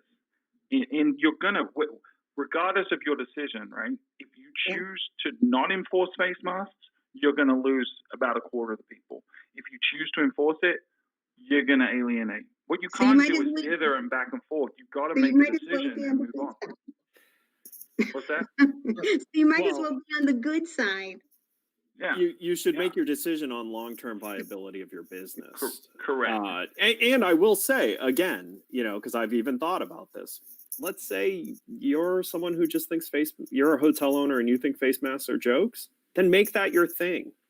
But Yeah. don't attract people. Like, be honest about it. Like, we are not going to wear face masks. You're not going to wear face masks. No one's going to ask you to wear face masks because that's what we're about. If you don't like that, don't come here. If you want to do that, you'll find a market for it. Take but- a stand. Pick a side But on that. the market. problem really is not wanting to pick a side. And quite honestly, it shouldn't even be pick a side at this point. If you want to be able to continue operating as a hotel without interruption by your local government, you need to do something to rein in your guests. Because That's I where agree. it gets really tough, though, because you're in this weird situation where, hospitality is based on these tenets of warmth and all of that. And now we're turning into policemen in a way. Even when I was talking with the person in Hawaii, too, apparently they still have the 14-day quarantine, but travelers can still come in. So technically, they get some sort of, knowledge that the guest has a fever or they're required to stay in their room, and supposedly the hotel is required to report back to the government if they see people violating these orders. And So But that's that's okay. That's how we live right now, just, right? There's a just like social the hotel contract has to between tell people. authorities if they witness someone Right. assault someone Where- else. But Like I don't it's think that Or people someone are. walking around naked, or someone making a loud noise, or there's a social contract between a customer and a business always, right? And if someone But doesn't to behave Lily- according to to that social Lily's point, contract, you have the right to not serve them or to report them to the authorities. But to Lily, you Lily's can point, the also person train enforcing your that is the team. front desk clerk. You can train your team and inspire your team and give them the skills that they need to speak to guests in a loving and disciplined way to show you're doing this because you care so much about them. Not just them, but all the other guests and their employees. So everybody has to work nice together, and you know what? And if the person is just the kind of person that just wants to get everybody else sick, then they don't belong in your group. Because Right. if you don't feel you have a responsibility to keep your guests safe, you at least have some responsibility to protect your employees. and Put it by down. the way, you deal Not with for this there for 14 days. you deal Like- with this all the time in other things. Like when guests complain about other guests being overly noisy and disruptive, you go and deal with that. It's not the law. You're dealing with it because you're caring about the greater good of the overarching amount of guests that are there, and someone is breaking the social contract. So, I don't think it's that different from many other things that hotels have worked into their policies that you're just not allowed to do when you come to my hotel. You're not allowed to do this. And if you do this, there are going to be repercussions. So, I think if you're one of those hoteliers that is worried about what your role in this is because you are open and you are near capacity, then my first answer to you is then you should be taking steps in a hospitality way to hold your guests responsible for having safe behavior. And I don't Part of that is disagree with setting that, but it's expectations. so right. It's so polarized right now in a way that, I think everybody, to your point of the social contract, understands that if they make too much noise, they're probably going to hear from the hotel. And that usually requires a manager or a security agent or both to go to that room and have that conversation. In this scenario, it's so widespread. You could be talking about half of your guests that you need to enforce with. So to what Holly was saying, I don't know if everybody heard, but she was saying, it's front desk agents and people like that who are having to enforce this. And the reality is, even though it's minuscule right now, a Walmart employee got shot for requiring somebody to put on a mask. So Yep. there's what I don't see happening, because I sort of agree with both sides of the issue, but what I don't see happening is a big push saying, hey, we've developed a special safety training around, to Adele's point, how to talk to your guests in a respectful way, but also sort of lay down the law in a way that is safe. And here's what you do if you don't feel comfortable. And we have things for bomb threats and fires and things like that. But we've never really created a proper safety training to address something like Right. this in But hotels. but to Stuart's point, you can solve a lot of the fear of the Walmart issue by communicating during the time of transaction and prior to transaction that you have a zero tolerance. Here's how it's going to go. if you're not falling in line with this policy, you will be asked to leave without refund. Because if you put it like that in the front end, the people who just are going to be a-holes are just not going to book with you, which will solve that problem. But guess what? That will also attract different people. So one thing we've definitely seen in the markets that have been open is every time scenarios change, a wave of people move out and a different wave of people come in. Yep. So if you're looking to play a role responsibly in trying to ensure that you're going to get to stay open, and you at all care about, not having the economy shut down, you should be thinking through how to discourage guests from being irresponsible. That can be done. That will cost you a certain audience. That It is likely will attract an audience who's currently not traveling because they know that other audience exists. Right. It is That's who remarkably we similar need to to the be smoking, attracting. non-smoking debate, right? Where you'd have, and even most hotels are non-smoking these days, but there are still some hotels that do have smoking rooms because that is the audience they cater to. And Right. that audience likes that, wants that. But by catering to that audience as a non-smoker now, I'm not going to go to that hotel. And that's my choice. That's okay. Right. But at the same time, as we were trying to enforce those policies, you would see the little stand-up thing, the teepee and the table in the room that says, if you smoke in here and we have to deep clean it, we're going to charge you a fine of, I don't know what $250, whatever it is.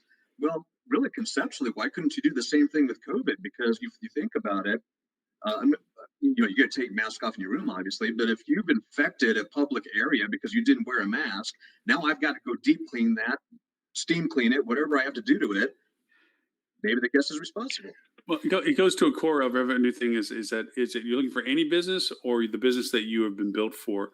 It goes to the revenue strategy. If you lower your rate too low, you get a certain crowd that you may Right. not want. For those who don't pay that lower rate and they want to, because they're paying a higher rate, have the experience that the higher rate would dictate. The same goes to, as you said, Ed, the qualification of this is what we do. Right now, we're exacerbated by the fact that the only people willing to travel are the people that are disregarding, for the most sake, these concerns. They're risk takers. They're by risk takers, definition, right. they're risk- And because we're so hungry to have any business, we're really rethinking our strategies of like, okay, maybe we'll just have to get anybody that comes in here. We're going to let it slide. But it's always that mystical number that most ownerships don't know, and that is unrecognized revenue or unrealized revenue. That if by doing this, you're not going to get this revenue number because you're not targeting them. It's the bird in hand versus the three in the bush kind of mentality. It's like, I can get this revenue now, doing this for the people that are traveling now. I know that there are people that wouldn't want this to be the case, and they're in the bush over there, but I can't worry about them right now because they're not traveling. And so we have to think that we have to create our standards. Adele, as you say with your TripAdvisor, there's standards. The team is a standard. There's a culture. There's a thing that we do, and we do it every day. We don't do it some days. We don't do it once in a while. We do it all the time. Right. And the same mentality of this project. You're going to create a safety standard, maybe to Dean's point, where it's like there's a penalty if you don't follow it because we have to enforce it so strictly. But we are making sure that we're prepared for the people that aren't traveling right now, but through what we do and how we communicate what we're doing, are willing to travel with us. Yep. And that gives you the answer to how do you try and stay open. Going the other way, if you're one of those 13 percenters or whatever, and you happen to own a hotel, go the complete other way with it. Like straight up tell your guests. 28%ers. The ones that said they Yeah. wouldn't travel, was it 28? Yeah, 28%. Okay. So if you're one of the 28 percenters and you own a hotel, go the other way with it. Straight up tell your guests, we will not enforce mask policies. We But will not understand enforce. the consequence of that, right? Right. Short term, that might benefit you, but long term, that's going to damage the industry. It's going to damage your local market. It's going to force governments to step in, and it's going to hurt your business in the long term. And what That- about your that's just the employees? Our business. Are they cool Right. with it? Are they? that's what you have are to the live with. employees then liable? But that's what you have to Or live is the with. employer liable, right? So it does sound like this should be an easy answer on what you should do. But at the same time, go the other way if you want to go the other way. It's too political. Don't go the other way. It's suicide. You need to be more strict. You need to enforce. People aren't going Whether to you go. believe it or not. Hey, I am trying to do what the news stations don't do, and I'm trying to lay out both Middle ground. scenarios. But Okay. here's the problem. The hospitality industry needs to control the narrative. And unless I we agree. get behind something like, hey, hotels are going to enforce in common areas face masks, we're not going to convince people that travel is safe. We have to do that. And I have good Because news right for you. now, well, hold on. There's a bell curve, right, of people that are going to travel at different points. We've already burned through a majority of the risk takers, these early adopters. We've got to get to this big majority, the early and the late majority of people, which are more risk adverse, and they're not going to get activated when they're hearing constantly from the media, traveling is dangerous, traveling is dangerous. We have to turn that narrative around and say, traveling is safe. Hotels are making it safe. Now is the time for you to travel because there's other benefits. You know, the price might be lower. You might get to experience new things. The hotel's doing extra stuff for you. That's the message the hospitality industry needs to get out, because otherwise we're going to burn through these reckless risk takers and we're going to be sitting with no one looking to travel. Or And so worse, Being an idiot when you travel is Well, dangerous. while you're burning through these reckless risk takers, you're going to get shut down.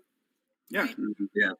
So I want to ask Stuart a question with this. Do you feel like the Bob Gilberts, the Cecil Stantons, the Chip Rogers, is this the chance? Is this their chance to put a stick in the sand and say enough? We as an industry, as much as what we represent, this is what we feel. We're recommending to everybody in our industry, stop with the ambiguity, stop with the randomness, stop with whoever walks in your door. Let's create the standard of safety that will promote, self-promote the fact that people will be willing to travel with our constituencies because we hold a standard to what we consider to be safe. Is this the shining moment for them to step forward? I think there's an opportunity right now, for regardless of your organization, without picking on anyone individually, to look at what your role is and how can you have the best long-term positive impact on the industry. And I think sometimes you do have to take a stand. And now is a time that we're hurting, and we're probably going to hurt more before things get easier.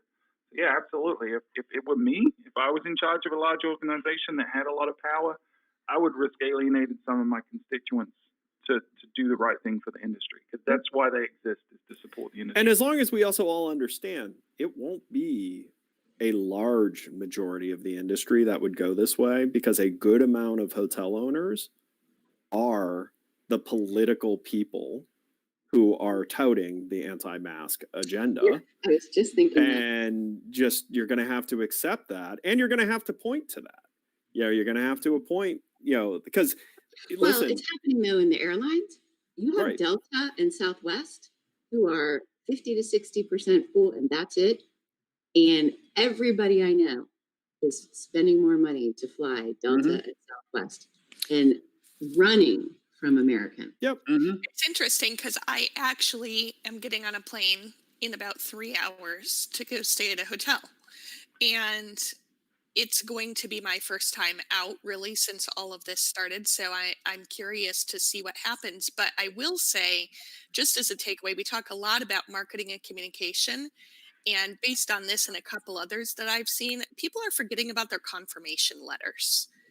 I have not received any information whatsoever about my upcoming visit that has to do with their current response. Because they don't have any Great. staff. Is it a flag hotel? They don't have any staff. It is flagged. There you go. That's the problem. Flag is shut down.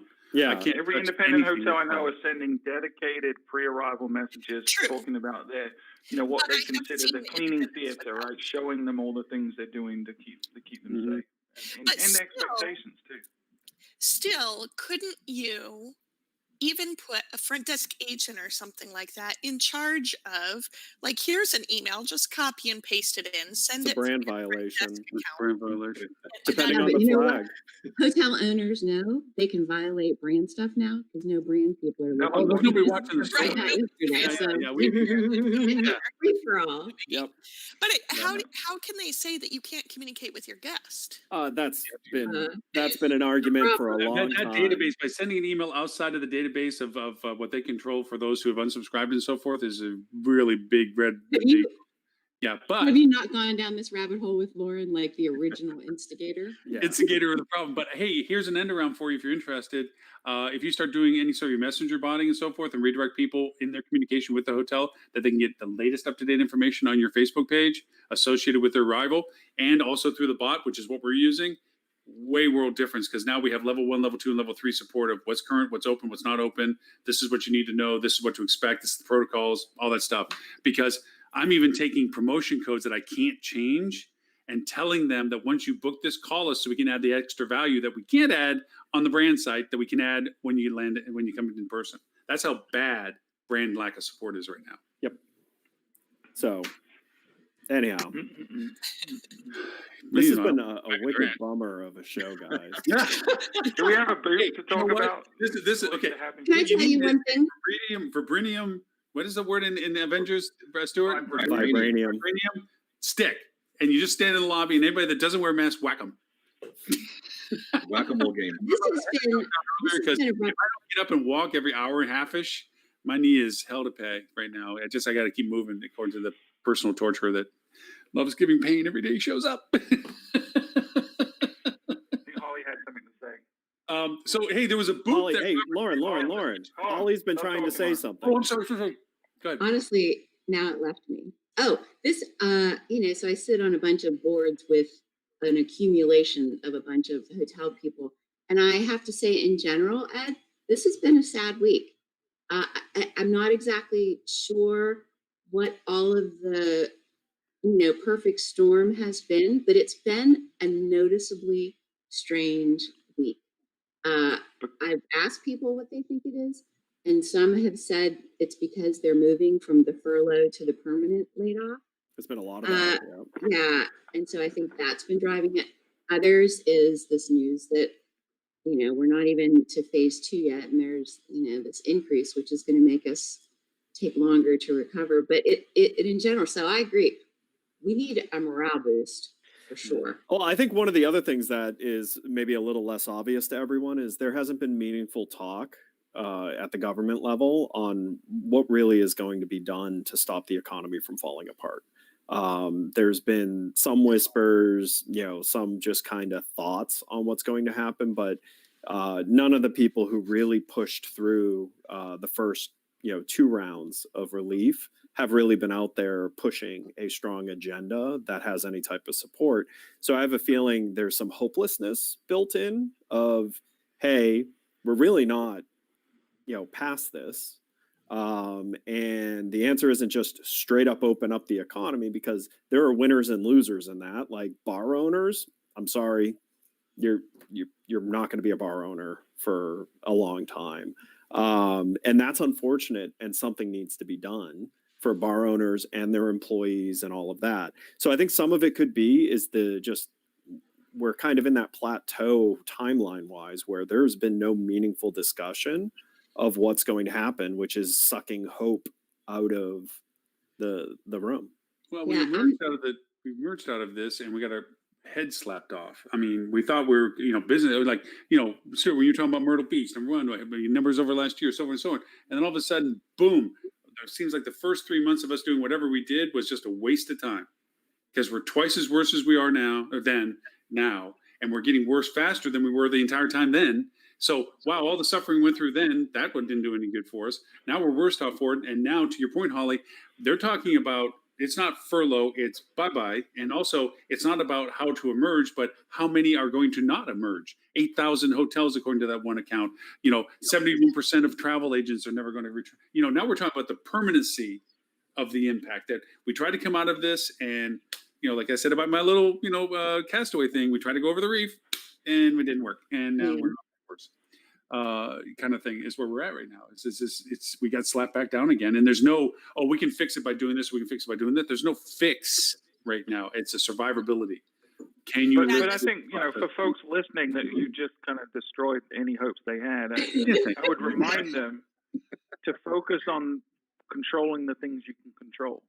Because there's a lot of this, we can't control the narrative in the media, and that's a big part of it. We can't control the timing of people have been furloughed for X number of weeks and they have to be either brought back or let go. Like we can't control that stuff, but we can control the messaging that we're pushing out to customers. We can go find customers. We can be proactive about how we train our staff and how we treat our guests and be hospitable. So I think put your energy, instead of wallowing in the misery, go put your energy into something positive. Go help your community, help the people that are hurting, help your guests, and go find new business. There's enough business out there for people to eat. You just got to work a little harder and a little differently than you did in the past.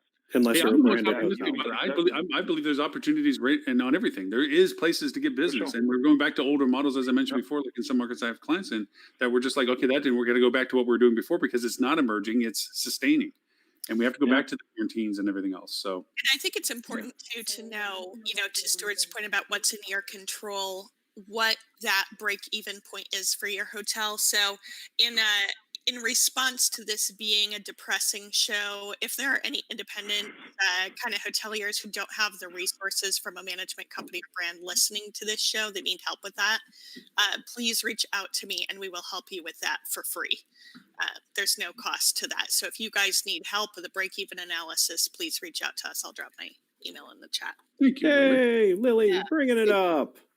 No, I think all of us have been doing that for a while. Yeah, it's been a lot of collaboration. And again, on a bright note, and Stuart, you brought this up weeks ago when we were in the middle of it.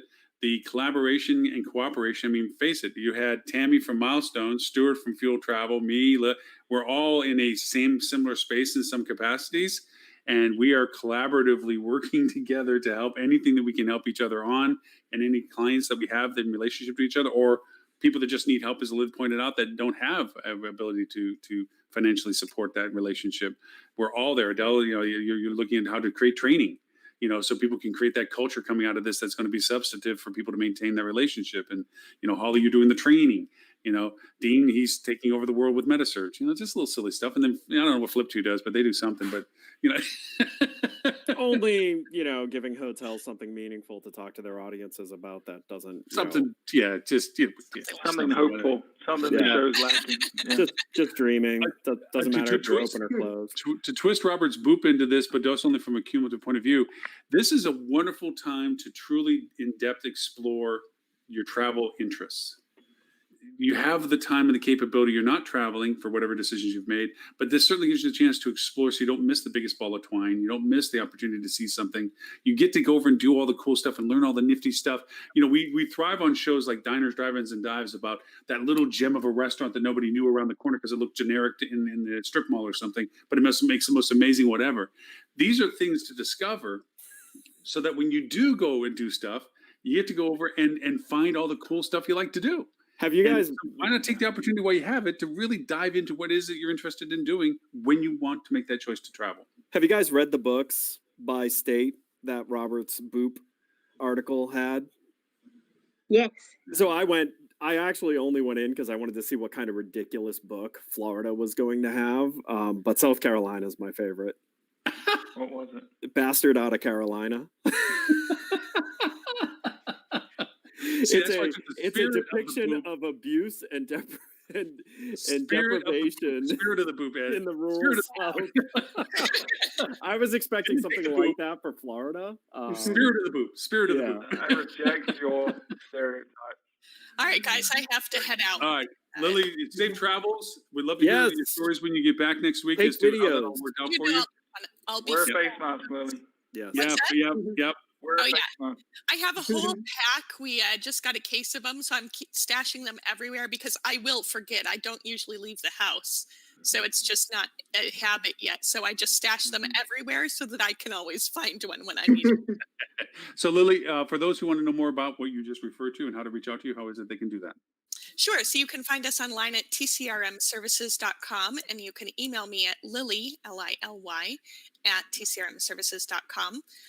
That's for all things day-to-day revenue management, and also our sister brand, Think Up Enterprises, where we do consulting and technology projects, and also our hospitality revenue management podcast for the episodes that I just referred to earlier. I'm sure it's going to be soon to be award-winning, like the infamous Fuel Travel podcast. I'm just saying that probably. Fingers crossed. I'm Yeah. definitely going to race to see if I can do it at an earlier episode than Stuart did. Oh, Okay. Well, now. throw down the gauntlet. So, Mr. Stuart Butler, since your name has come up in vain, where if they want to find you and Fuel Travel? So the mothership is fueltravel.com. You can get there. You can get all our recent travel studies. We're going to be publishing the latest results on Wednesday of next week, including the mask data and some other interesting new questions. Fueltravel.com is the podcast. And yeah, you can hit me up on LinkedIn, Stuart Butler. Spelled S-T-U-A-R-T, not the wrong way. And Stuart, I think you should suggest a different South Carolina book. I think be part of the solution. Adele? You know, there's a lot of good books in South Carolina. I'll get my wife to put together a good list. She likes a lot Prince- of based in Prince of Pawleys Tides. Island and Charleston. Oh, and no, don't recommend that. It's a wonderful book, but it's not what you It's a want to be great book, known but it's for. sort of the same thing. There's a lot of books around that genre in South Carolina. Mhm. Okay, So- well, if you have any questions about the best way to manage your reputation, if you're having any critical problems right now and you want to make sure your reputation stays strong, I'd be happy to help anybody with any questions if you send it to me at Adele, A-D-E-L-E, like the singer, at aspirereputation.com. Outstanding. Mr. Dean Schmidt, the leader of the new meta-search campaigns that will take over the world.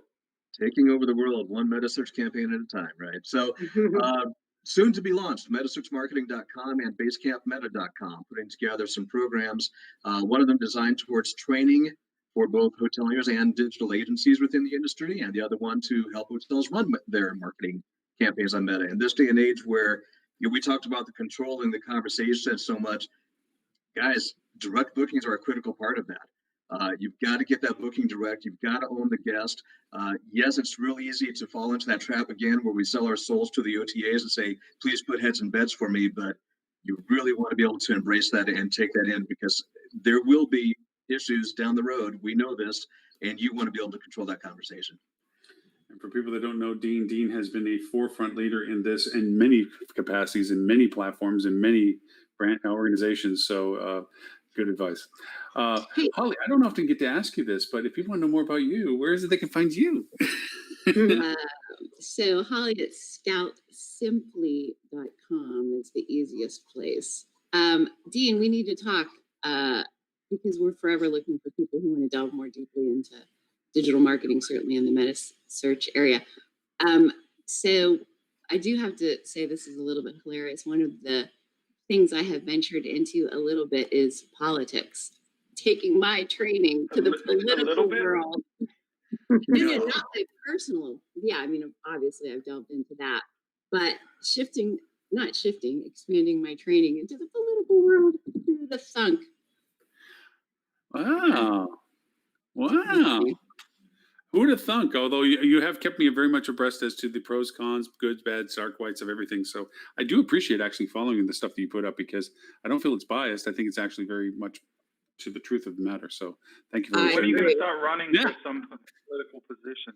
Yeah, so I can't. Way too many skeletons in my closet, but what I can do is support and train others, and that's what I'm doing. It's sort of a blast. Excellent. And Mr. Ed, not that Flip 2 has much to do these Speaking of days. skeletons in their closet, is it? I dissolve all mine with chemicals. If they want to find you, Mr. Ed, where is it they can find you? What is it they can find about Flip 2?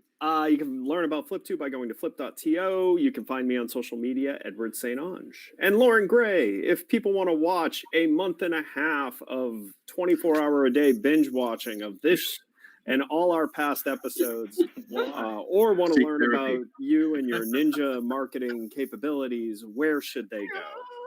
At hospitalitydigitalmarketing.com/live, you can get a link to this and all previous episodes, now translated in 6 languages. Well, can I ask a question? Yeah. Did anyone see the post on LinkedIn about Lauren this week? What's that? Oh, yeah. Hey, I got number Lauren one. got an Hotel Tech accolade. Report. Talking of award winning, you want to tell people what you were I named missed for? it. Hotel Tech Report listed me as the number 1 consultancy. Hey, Oh, so happy How to about hear that? look You at know what? that. Those checks do pay off. No, it's It's amazing. It's amazing that happened Yeah. after he invited them on the show. I'm just saying. Yeah. But you can't put much credit in their list because fuel wasn't even mentioned. Oh, in I the- see. Now in that's the- where in Stuart the was so hotel upset. marketers. Stuart wasn't Yeah. mentioned, so all of a sudden he's got a problem with the consult. You know, it's Yeah. okay. No, Got to I question just the like validity of when the good data. things happen to good people. So anyway, we are translated Well into 6 deserved. languages. And we will be starting up a hospitality channel that will be a pre-recorded broadcasting like we've been doing for HSMA as APAC and EU. We're going to be doing scheduling forward. The podcast will be going on it. The previous week's episode will go on the following week, but it'll be this perpetual scheduling of stuff. So you'll see a lot of stuff. So Holly, anything you want to throw into that hopper? And Dean, as you start building your stuff, if you want to throw that in, Adele, same thing. We'll just put it as a perpetual broadcasting of stuff. So that people don't miss out on the fact that we have that home-based channel for all that kind of stuff. But yeah, the podcast is doing well. Through Holly's sales, she just released a new one. The marketing one just went out, and so too the revenue management one went out. We got a new podcast coming up today. We're getting growing audiences on that. I don't know if anybody knows the podcast statistics, but year over year, it's up 14% year over year on podcast listenership. So people are using it as a resource more so. Because they even ran out of Netflix. It's even stronger. So. Totally. No new Yeah, so target it's all doing good. So, anyways, thank you everyone for joining us this week. Potentially, I don't know what our food and beverage guy is. If not, we'll find another one because I do want to get food and beverage into the dialogue a little bit more. But by all means, if anyone wants to be a co-host, guest host, have a suggestion for co-host, then We'll have more data next week if you want Melissa back to talk about. Oh yeah, please do. Yeah, have her come back next Have week. you We'll talked to her? next week Will will be she come Melissa with back? the latest numbers. Okay, cool. We're good. We'll do that, and then we'll. No, it's always. We like Melissa better than. I mean, No, I was it's always great to asking have Melissa on, Stuart if he's spoken to Melissa and if she's willing to come back. Yeah. She Do is- we have she to pay told her me she money has again? about Because last time we had to 4 pay her money. minutes She's like, I ain't going left. back no way until we give her that check. Anyways, thank you everyone for joining us today. We appreciate it very much. Again, this is all going to be replayed. You'll be able to see it. You'll be able to go on multiple channels. And of course, the podcast, we do the recap for it. So until next Friday, 11:30 a.m. Eastern, thank you everyone. We look forward to seeing everyone next week. Bye, guys. Hi, good to see you Cheers. again.